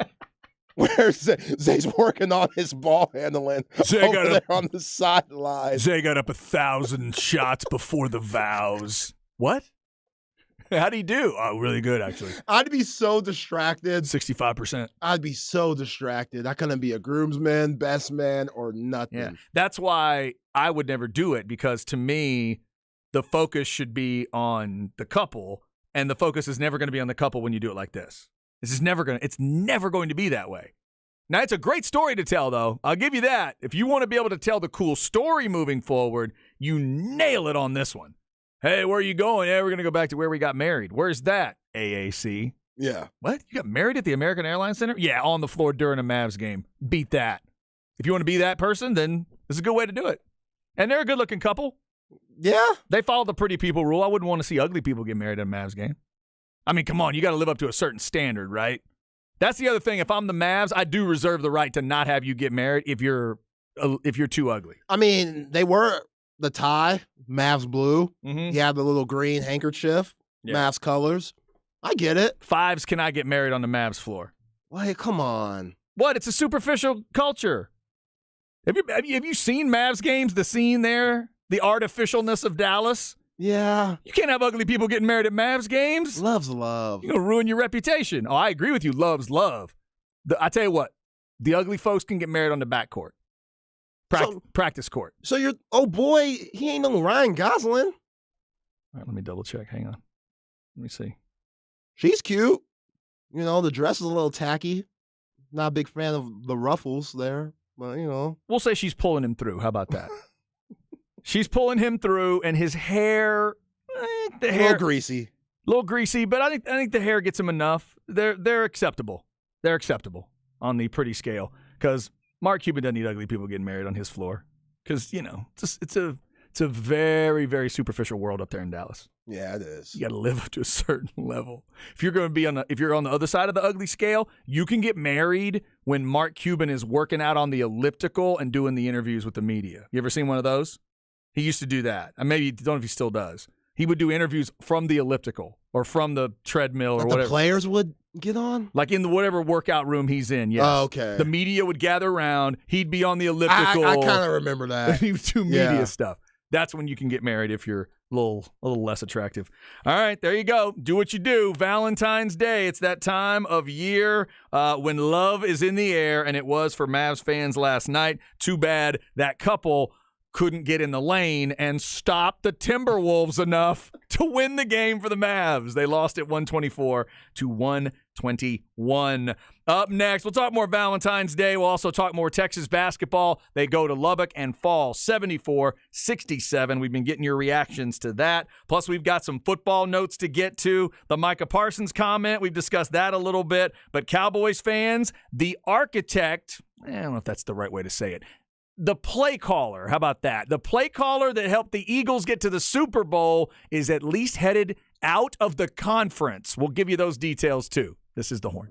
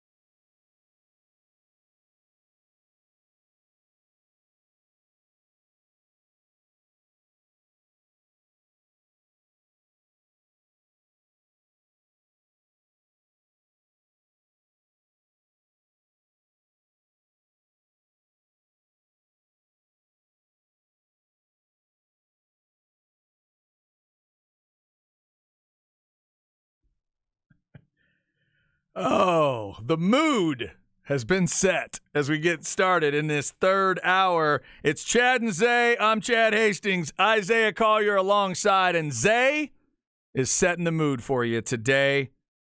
Third hour always starts with a beat. Today, yeah, it's that kind of beat. What do you got, Zay? 7 o'clock on the dot. I'm in my drop top, pushing the streets. Usher. Oh, okay. Now we're getting serious. Nice and slow. Waiting for this for so long. Making love until the sun comes up. Baby, I just wanna take it nice and slow. Now, baby, tell me what you wanna do with me. Wow. Usher I'm sure would be so proud of what he just heard. Somebody on the Specs text line said, "Damn, Zay, I ain't never heard a brother before that can't sing till I met you." Dang, that's rude. That is rude. That is completely rude. Little racist, but it's okay. Yeah. I get what you're saying. You know. Yeah, what is that? I don't know what that means. You know, Zay, in my time, I've never met a black person that couldn't sing. Yeah, can we all sing? I never knew that was a thing. What do you, all right. Jeez. Maybe just know some talented brothers. I was about to say, what neighborhood are they hanging out in? Motown? Everybody? No. Yeah, right, exactly. They're hanging out at record studios and stuff. Wow, everybody can sing. That's crazy. All right, the Usher beat getting us started this hour. Chad and Zay with you here on this Tuesday. Valentine's Day, a lot of reactions to that. We'll get back into that discussion. We'll get back to Texas basketball. But, Zay, I do feel like we need to start with a little NFL news. I was going to give Cowboy fans half of this news. Now I can give them all of this news because both the Eagles' OC and DC are gone from Philly. See ya, fellas. See ya. Can I help you pack? Do you need any help? And one of them goes to the other conference. The other at least gets out of your division. Let's give them their love. All year you've probably heard these names. Offensive side of the ball, it's Shane Steichen is his name. He's been getting love and interviews. He's 37 years old. He will now be the head coach in Indianapolis. So we should probably give Jim Irsay some credit for not hiring Jeff Saturday. Come on. Good grief. Golf clap. Well done, Mr. Irsay. So alcohol has not gone that far, right? He's not consumed enough alcohol that he thinks Saturday's the choice. So Steichen's going to be the new head coach there. And then the replacement for Cliff Kingsbury goes on the other side. Y'all all know how this works, right? Sometimes you go from the hardcore disciplinarian to the player's coach. Or you just go basic, offense to defense or defense to offense. In this case, you're going Cliff Kingsbury to a defensive guy. Jonathan Gannon was the Eagles' defensive coordinator. He will now be the Arizona head coach, and he gets to deal with whatever happens next with Kyler Murray. Congrats, Coach. Yeah. It's both of those guys out of Philly. Both of them did a hell of a job this year. Now, as far as what's my man's name? Shane Steichen. Yeah, as far as Steichen situation goes, you would think that Nick Sirianni gave him a good, recommendation because he came from under Frank Reich with the Colts. So Jim Irsay does know some Nick Sirianni asked how is he going to do? And obviously Sirianni bigged him up. So there goes that job. Check that off. As far as the Cardinals go, it's going to be tough. This will be tough for Gannon. I mean, you don't know how Kyler's going to come back with the ACL injury. You got to hire somebody big time as an offensive coordinator just to deal with Kyler Murray, all the craziness that he brings to the table. You don't have J.J. Watt, A.J. Green left, so those are two big guys in your locker room that are now gone. Mm-hmm. Yes, Budda Baker is still there, but... And you still got Hopkins on offense, Yeah, right? You still got Newt Hopkins there, so... the talent's good, but they only won one game this year at their home stadium. That's terrible. God, is that right? Yes. Like a stat that I saw all week was the Chiefs won more games in Arizona than the Cardinals did. Yeah, ain't that some ish? That's a rude stat. It's pretty disrespectful. There's no need to say that stuff out loud. But yeah, that's mean. It's pretty disrespectful. So, offensively for the Eagles, you felt like Nick Sirianni, him calling the plays anyway. I don't think they're going to fall off. But defensively, man, that's 70 sacks that you have this year. That's huge, yeah. Gannon was, scheming up. You allowed the least amount of yards when it came to total yards and defense this year. Other than San Francisco, you're the best defense in the league. So I think they're going to take a step back, and we'll see what happens with who they hire as a defensive coordinator. But if you're a Cowboys fan, you should be feeling pretty good. Yeah, I was going to say, it's one of those things. You just take the little victories you can get if you're a Cowboys fan like I am. The victory of them not winning the Super Bowl, that's a little one. And then the fact that the OC and DC are now both gone. By the way, you mentioned that San Francisco defense. We now know that Steve Wilks is going to be the D coordinator. He's the guy that was in Carolina, was their interim coach after they let Rule go. And Kyle Shanahan has stated very clearly, we are not changing our scheme on defense. Why the hell would they? Right? One of the most obvious things a coach could say. But he's made sure they're going to stay with that scheme. Steve Wilks has, interviewed with him and told him he's all about that scheme. So Wilks is going to be their DC. Again, both coordinators in Philly find new work. And we told you earlier that Todd Monken goes to Baltimore. So this is a shakeup at the very top of college football. Kirby Smart loses his offensive coordinator. A lot of people thought that Monken was headed to the pros. We talked about him a couple weeks ago. I told you, Zay, I would have loved that idea for the Dallas Cowboys. Ooh. I would have loved it, because look what Todd Monken just did with Stetson Bennett and that offense. He took a quarterback that at times would make you think, hey, and he found a way to maximize it. If I'm a Baltimore Ravens fan, I'm kind of excited about this idea. Yeah, you're excited, but those recruiting classes that Kirby Smart has year in and year out, whatever you say about Stetson Bennett, it makes it a lot easier to throw to those guys when you have 5 stars on your left and 5 stars on your right, like Georgia we've seen these last 2 years. So who knows what the Lamar Jackson situation is going to be. We know they still don't have a grade A wide receiver in Baltimore. Until they get that, Lamar Jackson's going to be limited. I know you love Mark Andrews. Mark Andrews is a top 5 tight end in the league out of Oklahoma. Cool, but still, with the way Lamar Jackson plays, I still think he's kind of injury prone. Oh, sure. With the style that he plays with. You know, even Jalen Hurts, as good as a season that he had this year, second and runner-up for MVP, he still got hurt and missed a couple of games. Mm-hmm. So, sure, we'll see what happens. We know that, he has a NFL history.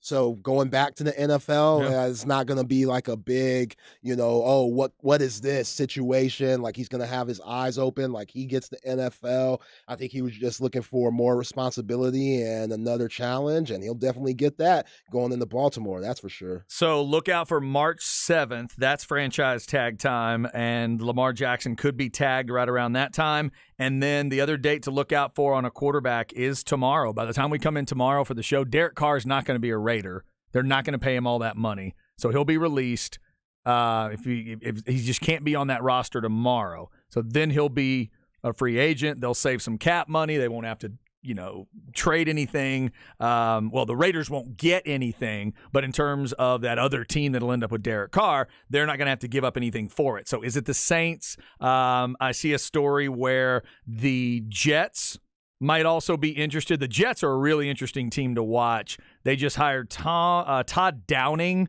as their passing game coordinator, and he's got connections to both Ryan Tannehill and Derek Carr, plus the Jets have asked about Aaron Rodgers.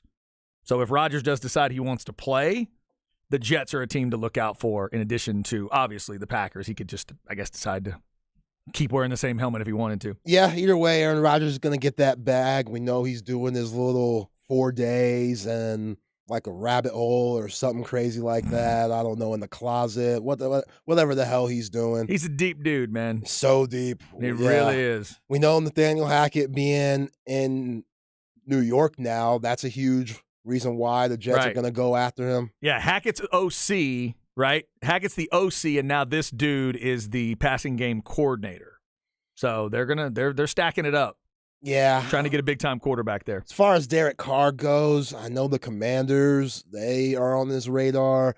Tampa Bay, now without Tom Brady, where are they going to go? New Orleans Saints, that sounds good. So we'll see. Derek Carr still has some years left in him. It's just about what do you put around him, you know? He's a pretty good quarterback, He is right? a pretty good quarterback. I think he got done dirty with Josh McDaniels and them in Vegas. I keep thinking two things. I think he's a pretty good quarterback, and do I want him to be my quarterback? Those two things are different for me. Would you take him over Dak? Wow.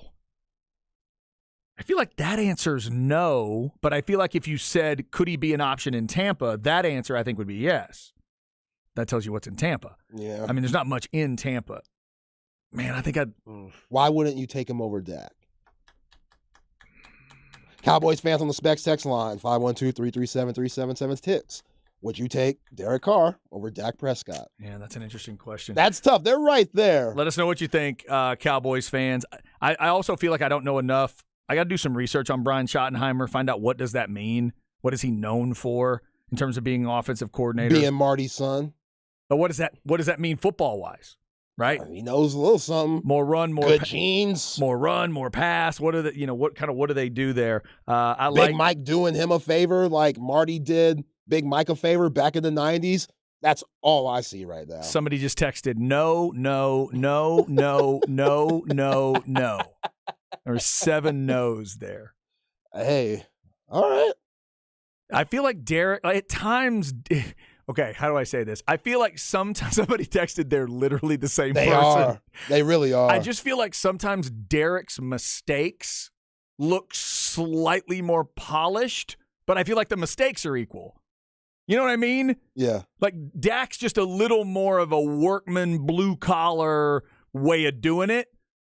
Derek's slightly more polished, but I feel like the mistakes are completely equal. And it's the same thing where you'd go, God, he's my guy, but you can't make that throw. Yeah, Derek Carr has a California cool about him that's not that cool. Does that make sense? Okay. Now, like when you have that California cool about you and it's not that cool, it just looks like you don't give a damn. You're saying he's got the Fresno cool. That's exactly what he has. That's exactly what he has. Like, didn't get David's looks at all. Like, he's definitely bad seed in the family. That is a weird genetic experiment. Now, talent-wise, he got all the talent, and he saw what Big Bro did and said, you know what? I'm not going to do that, and I'm going to do this in my career so I can stay away from that. But, oh, yeah, Derek Carr, he's bad seed for sure. You know what they kind of remind me of looks-wise? The Bosas. Oh, Nick Bosa is for sure bad seed. Now, the Bosas both got the talent part. Yeah. But one of them did not win the genetic lottery. Yeah, and Nick is slow, too. There's something not all there up top. There's something there where like, damn, you're really the bad seed, and Joey got everything. Like the brains. No, the wait looks. a minute. No. It's Nick that got the looks, right? Isn't Nick the one in San Francisco? Yeah. To me, he's the better looking one. Isn't know. Joey the one at the Chargers with the nose? Yeah, they both got this. I thought Joey was the one with the schnoz. Nick will be in the presser and be like, we hit quarterback. We stop ball. Oh, like my caveman. God. It's like, Okay. damn, Nick, like, I don't. come on, get it out there, buddy. Get it out. I think we've established today that the Bosas are not going to come on the show anytime soon.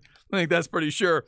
All right, so a lot of NFL notes out there. Cowboys fans, find some happiness there. Both coordinators in Philly get head coaching jobs and are not going to be with the Eagles next year.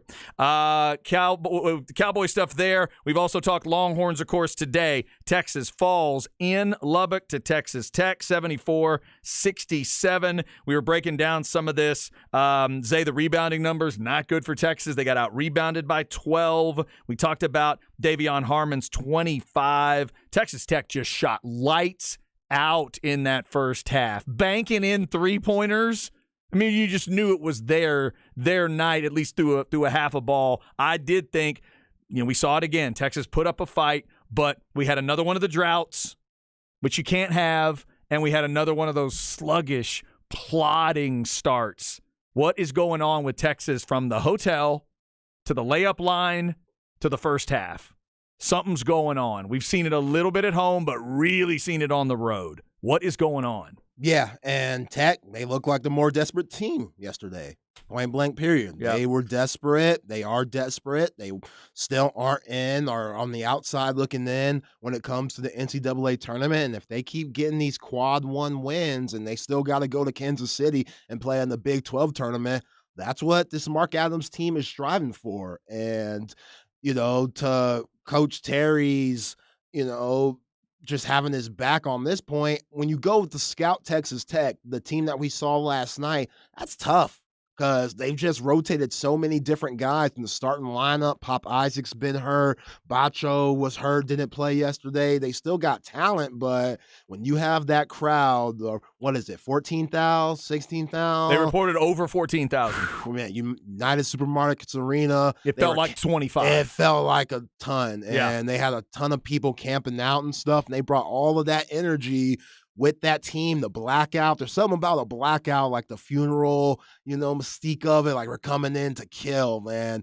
They just played with a different type of tempo that Texas didn't match for the full 40 minutes. When you got Jalen Tyson talking that ish, Yeah. doing that's nasty, it stank, get that stuff out of here. And Kevin O'Banner, when he blocked Dylan DeSue's shot, he got buck and swolled up on us and yelled in the crowd. They just played up to that, and the crowd played up to that, and the horns. Timmy Allen, only 2 points. Sir'Jabari Rice, he only had 8. Tyrese Hunter only had 9. All those guys that you need, even though Marcus Carr had 23, he still missed 5 free throws, 2 big crucial free throws with about 5 minutes to go in the game. Then DeSue missed a big free throw towards the end of the game that definitely would have helped. Brock Cunningham smoked a wide open layup to close the gap. So just too many mistakes, man, and again, shout out to Coach Adams. He adjusted to Coach Terry. When Coach Terry started double teaming that guy, Davion Harmon coming off the screen, he set his big man up for a high-low AMAC, and AMAC was good with his passing and his decision-making. Kevin O'Banner did a good job cutting to the hoop and hitting big threes, and that's how you got that 7-point win for the Red Raiders last night. So one thing I like about this Texas team is it really does feel like night in and night out you can count on Marcus Carr. Now, the 5 missed free throws are bad, and that's a good point to bring up. You can count on him. Right now, though, we're seeing game in, game out. You can't count on anybody to go with him for sure. That's part 1. Part 2, Timmy Allen cannot be that invisible in a game. He can't. Defensively, offensively, everything. 0 for 4, 2 points. Timmy Allen?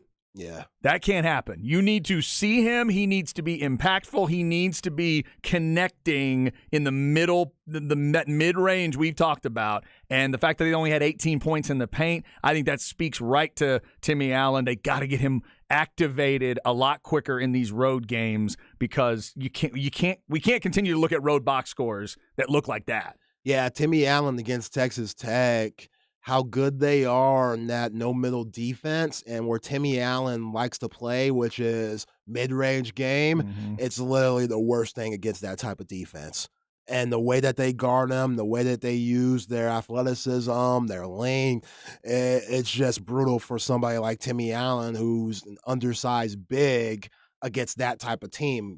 Timmy Allen, at his best, getting the ball off the rim, off a defensive rebound, pushing it up himself, and getting into that mid-range area where he could shoot that pull-up jumper or create for others or get to the paint and use his pump fake and jump stop game. We saw none of that last night. None of that. And this is a guy, 2,000-point scorer. Him and Marcus Carr, they both went over 2,000 points this year. The only 2 players in the nation on the same team with that stat. So I'm with you, Chad. He cannot give you 2 points. We're so used to seeing Sir'Jabari Rice hooping, averaging around 18 points a game in the last 5. He only had 8 last night. Yeah, and how about this number? Did you see Jabari Rice from the free throw line? None. He didn't take one. Yeah, that's odd. Can you remember a game so far? I've been saying I want him taking all the free throws. He was 10 for 10 in the last game. I want him taking any big free throw late in the game, and he got none in Lubbock last night. That's crazy. Yeah, what I told y'all yesterday, you want a 9-man rotation. Both of the freshmen gave you nothing. Dylan Mitchell, 2 points, 9 minutes. Arterio Morris, it was allowed to ask 2 points with that dunk that made it 59-54. Yeah. And Mark Adams called a really good timeout, but just 2 points in 8 minutes. The freshman gave you nothing. So now, instead of that 9-man rotation that you'd like to have, it's now a 7-man rotation. Plus, the other guys, they didn't do good enough. Like Tyrese Hunter, 30 minutes. He didn't play enough to deserve that, or he didn't deserve that 30 minutes, not in my opinion. Timmy Allen also had 30 minutes. He didn't deserve that 30. So you look at your bench, if you're Coach Terry and you're looking at those freshmen, they're not giving you much either. It was just a bad game all around. Brock Cunningham, he wasn't good last night. Christian Bishop hasn't been good since that Kansas State game where he dominated in the second half, 14 second half points. Where has he been? You know what I'm saying? So you got to get back to the basics. You still have a chance to get that number 1 seed, but they hurt themselves last night. They really did. Yeah, it's a tough one. Right now, they're still sitting on that 2 line according to some of the bracketology, but we'll see how that could change this week. Texas and Oklahoma over at Moody, 12:30 pregame, 1 o'clock tip on Saturday. We'll obviously be talking about that one throughout the week. Up next, why today matters on this Valentine's Day. There's a Valentine's Day birthday in the world of sports that I think can teach us all a really valuable lesson. It's next on The Horn.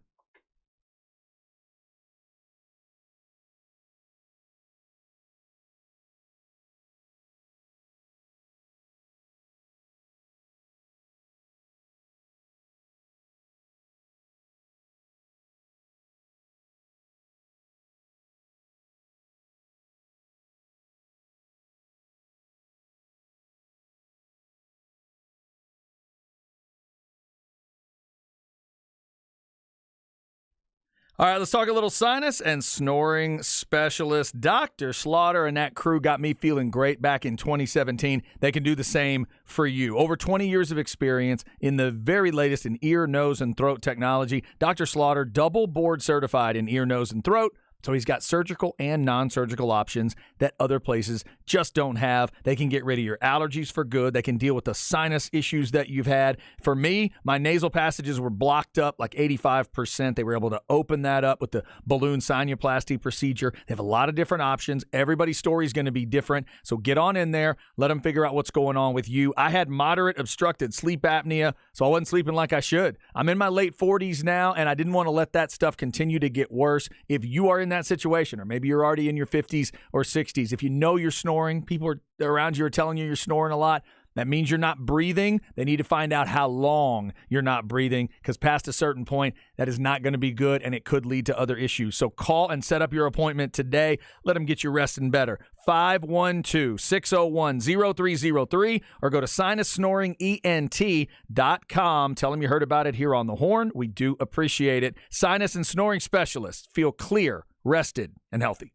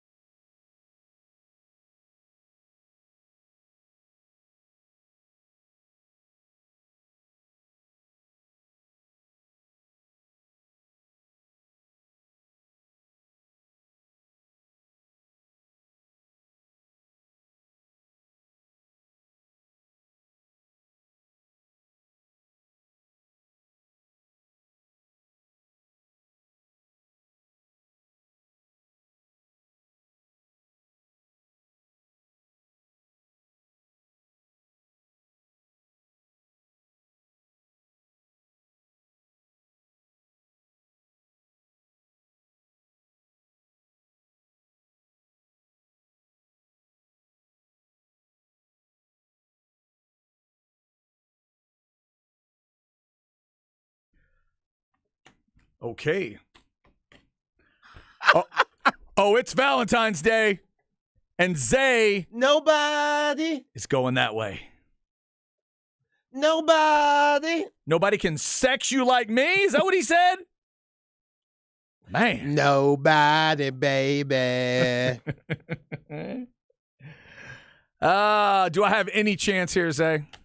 I would like to say yeah, but nah. Yeah, we've met. You've kind of you've kind of learned where my strengths and weaknesses are. Yeah, the baby making music is not going to be one of my strengths. It's just not. Yeah. I like the female voice coming in there. So after R. Kelly, this guy was probably the it guy for R&B in the 90s. After R. Kelly, this guy was the go-to R&B. That's not Montel Jordan. That's not Montel Jordan. Yeah, I don't have it. Keith Sweat. Oh, man. How did I not just have that as a guess? Come on. Somebody even texted earlier requesting to hear some Sweat. Oh, yeah, I got you. And I should have realized that. Keith Sweat, SWV, Tevin Campbell, Jodeci, H-Town. We warn you, this kind of music can lead to some things on Valentine's Day or other days. So if you're going to set that mood, please be careful. The Usher beat to start the hour as well. Whether it is that kind of music, a different kind of music, a kind of music that is more effective, less effective for whatever you're trying to do tonight, today, we hope you have a good Valentine's Day. If you want to be alone, then we hope you listen to the music you want to alone. Or maybe you're trying to start up a new relationship, or you're just trying to keep a relationship going. We've talked to people today who are in line to buy stuff, and they know they're a part of the machine, but they have to do it. That's who they're with. They're not married to Zay's wife. Zay's wife is one that says, don't go out, do not go get in line on February 14th. Yo, that was part of the application for me. That is, I think that's great that you found out. Now, did you find this out before the first Valentine's Day so you didn't mess it up? Yeah. Okay. Yeah. She lets you know. She let me know. That's so great. Yeah. Early on, she was like, Valentine's Day, it's a scam. Ooh. Big scam. How many guys that have heard Valentine's Day is a scam from a woman end up marrying that woman? I think that percentage is pretty high. It should be. Ladies, try that out. Even if you don't believe what you're saying, if you're trying to get a man, give that a shot. See what happens. That's got to be a good thing. Yeah. On some level. There aren't many men that want to hear, you know what I want? I want somebody to spend a lot of money on me for Valentine's Day. Yeah, when I first went to my wife's apartment for the very first time, she had Seinfeld on. It was just a match made in heaven. Ooh, that's a good one. Yeah. That's good. Love me some Seinfeld. That is good. I was thinking today of, because I told the story earlier in a crap bag about my wife and I meeting because of Valentine's Day and some of those early things that you knew you were going to get along and stuff. We had some musical conversations right away that I knew. First date, musical conversations where I knew. But then I remembered literally one of the very first places we ever went together, just as a basic, let's go get something to eat or something to drink, Sonic. Man. Just pull up to the Sonic drive-thru. She got a cherry slush.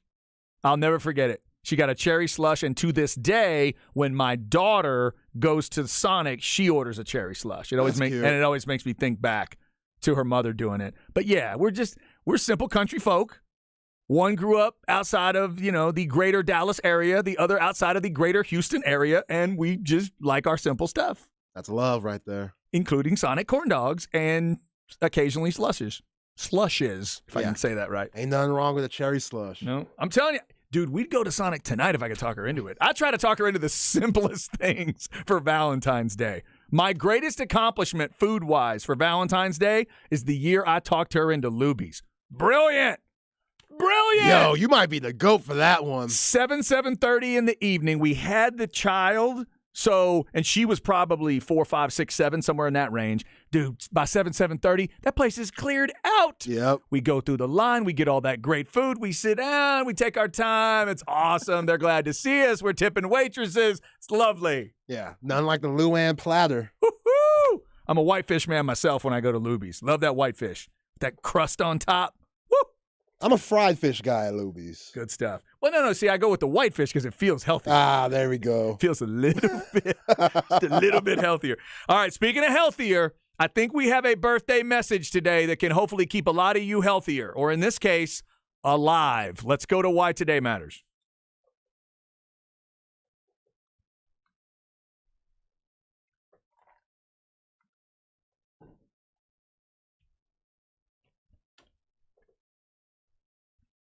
All right. It is Why Today Matters, and it is February 14th. Zay, I feel like this is a proper PSA for a lot of people. We try to be honest on this show. Sometimes you just got to say it like it is. Let's go right to it. Steve McNair was born on Valentine's Day. Steve McNair would have been 50 today. For those that don't remember the story, Steve McNair did not make it to 50.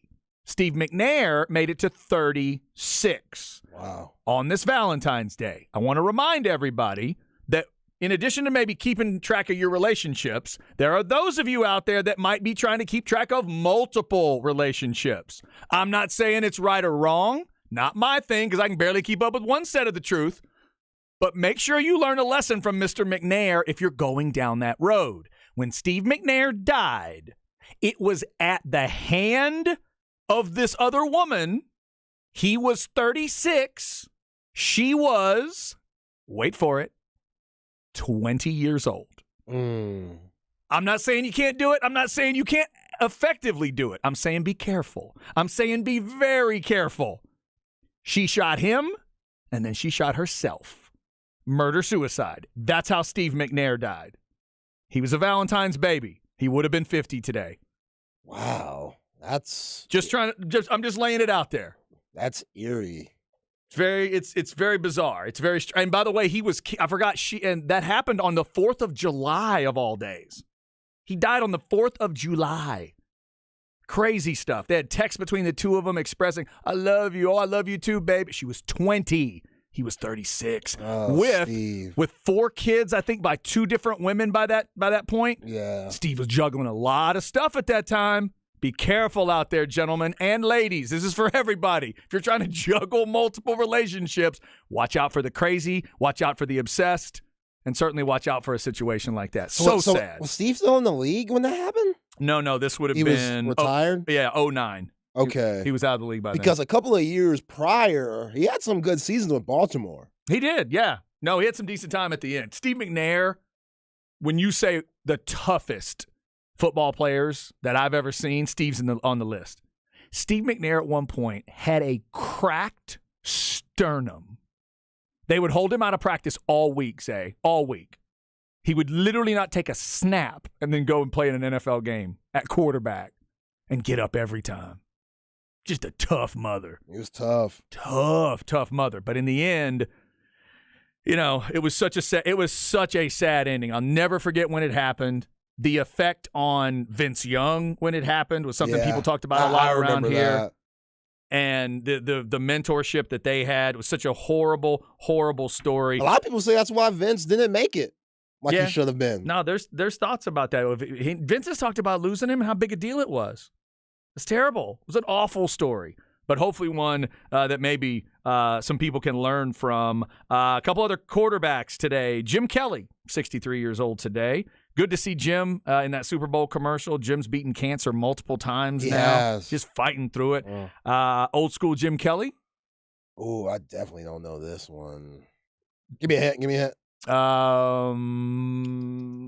What's the hint? I'm trying to think of a hint that's not so obvious. It's one of Dion's big rivals in college. That's at least kind of a not so obvious hint. Florida? Miami? The other one, Miami, yeah. Really? Yeah. Jim was a weird one because I don't recall. I would have been watching college football. Jim was one of those guys before transfers and stuff. He got lost behind other guys. He played a little at Miami, but not a ton. But he was at Miami. And then he went on to be, a badass. But before Miami got good and stuff, it became... Yeah, like early to mid-'80s. Like the Cons. It was before Irvin was there. Yeah. A little before that time. You're right. Yeah. Like Jim Kelly is older than Vinny Testaverde. I believe that would be true, yes. Okay. Yeah, if we look that up, that's got to be true because Jim's 63 now. And Jim was playing USFL in the 80s, right? Correct. Okay. Yeah. He went to the Houston Gamblers and went crazy and then went to the Bills. Also, Drew Bledsoe, 51 years old today. Drew Bledsoe gave way to Tom Brady. Class act. One of the biggest moments in NFL history is when Mo Lewis crushed Drew Bledsoe and gave birth to Tom Brady. Damn you, Mo Lewis. How dare you, Mo? How dare? Actually, I'm a Bucks fan, so the last part of it I'm good with, but the rest of it, how dare you? Well, he did beat the Eagles once. I like that one. Can I keep some of them? Yeah, maybe. Why didn't it work out with Drew with the Cowboys? Who took his spot? Was that Romo? It was Romo. Damn. Yeah. Brutal. Wait, was that Romo or was it? You just mentioned Testaverde. It might have been Vinny that was in that night in 06. God, I have to go back and double check who it was. Cowboy fans, help me out. When they made the choice to go to Romo, was it Romo over Vinny or Romo over Drew? It was one of those two guys, I think. I can't remember. Yo, Drew was supposed to be the truth. Like, everybody loved Drew Bledsoe those early years for the Patriots in the 90s. And Drew could play now. Like a top 10 quarterback. He could play. He could absolutely play, man. Old school Drew Bledsoe. Crap. I don't know this one either. I'm off today. Yeah, this one is a little off the beaten path. He's Washington State. Huh. Yeah.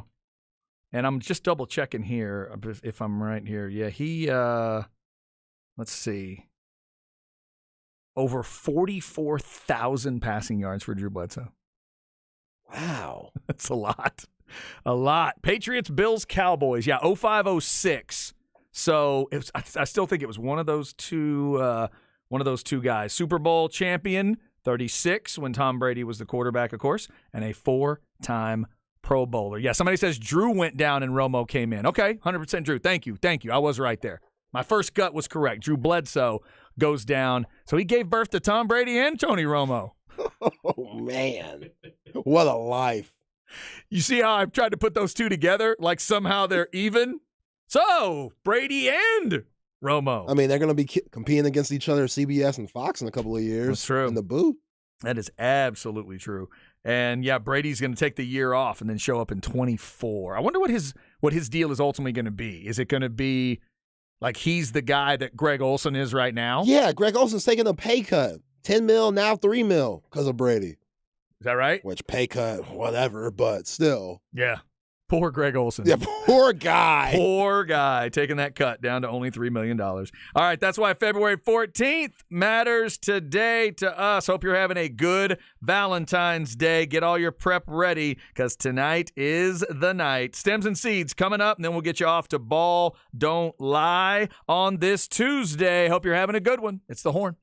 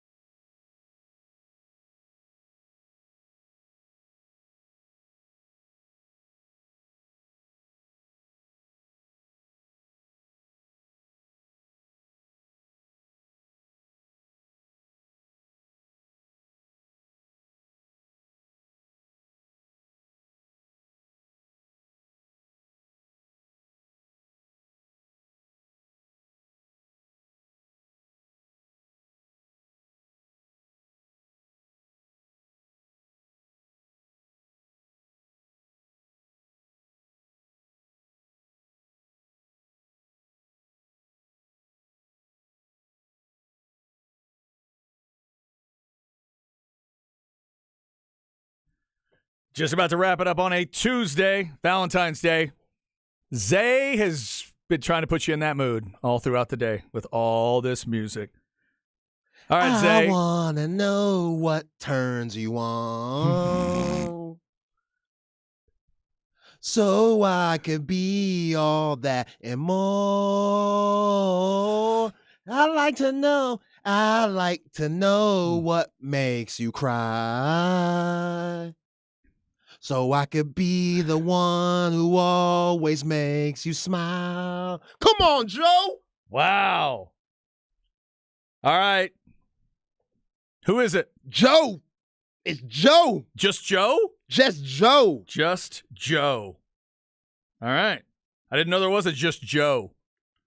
J-O-E? Yeah. Just Joe. Just Joe. All right. Joe finishing it out today. Joe, Keith Sweat, SWV, Tevin Campbell, Jodeci, and H-Town. The Usher beat got the hour started. Does your wife enjoy your singing? Enough. She enjoys it enough. Enough. She enjoys it enough. Fair enough. Yeah. Just enough. Just enough. Okay. That's all that matters. All that matters on this Valentine's Day. Know who you're with. If you're with somebody, enjoy your time with them. If you're trying to get somebody, we wish you all the luck in the world. If you're headed out tonight for whatever, that would be. If you're, cruising the bars, cruising restaurants, whatever you do on Valentine's Day. And if you want to be alone, then enjoy your alone time. There's always plenty of sports on TV, stuff to catch up on, and maybe you just want to be by yourself. So whatever you want to do, get it done tonight. Chad and Zay with you on this Valentine's Day. We got a lot of football notes out there today. Let's hit some more of them here. Stems and seeds. The thing we thought would happen has happened, and we'll start with that. Brought to you by AV Consultations, 255-8678, or go to avconsultations.com. Now it's official. Derek Carr has been released. Raiders able to save a whole bunch of money. They don't have to pay him. If he was there tomorrow, then all kinds of money would have clicked in, and they would have owed him over $40 million. Now, Zay, we're going to find out if he gets $40 million on whatever this next deal is going to be. What's his value with other teams? Because the Raiders were going to be stuck at about 40. I'm wondering what the number's going to be if he finds another team. We'll see, man. He'll figure it out in the closet. We'll see what happens. Got to be. No. That's Aaron Rodgers. Who are we talking about? Derek Carr. Oh, yeah. Yeah, Carr. He may have some kind of darkness retreat he's going on too, but that's a whole other Vegas situation. Yeah, Derek Carr, he was smart with it. He was smart the way that he held out this long, and you heard him at the Pro Bowl. He's still a little PO'd with how he was treated by the Raiders. So whoever's getting Derek Carr this next year is going to be a motivated Derek Carr for sure. Yeah, so look out for the Saints and maybe some others. They say only one team was interested in a trade for him, and they wanted him to take a pay cut. He did have a no-trade clause, wouldn't waive it, so now they release him. How about this? Raiders only have one quarterback under contract, Chase Garbers. Who? Yeah, exactly. I have no idea who that is. I would have to look it up to tell you. So the Raiders do release Derek Carr. We also told you that Shane Steichen, the OC of Philadelphia, will be the new head coach in Indianapolis. Jonathan Gannon, the DC in Philadelphia, will be the new coach of the Arizona Cardinals. And Todd Monken, the man who's called the offensive plays for Georgia's back-to-back champs, he may be calling plays for Lamar Jackson. That's if the Ravens can keep Lamar Jackson around. They may end up franchise tagging him by March, right around March 7th, if they can't come to a long-term deal. I wonder what Lamar will think of this move. Once he meets Todd Monken, once they go through some tape and stuff, what would he tell Lamar Jackson, and which Georgia tape do you show him to make him think, hey, Lamar, this is what I'm going to do with you? How does that translate? Because I don't know. Don't disrespect him by showing some Stetson Bennett highlights. That's what I'm saying. Like, do you go back to, like, the ideas y'all would have had for Justin Fields? Justin Fields, exactly. Is that what you do? Oh, man. I don't know. Lamar needs talent around him. He knows that. Yeah, and maybe that's your pitch. Forget about film. You say we will get you a badass receiver. Yeah. That's what you do. Happy Valentine's Day to all of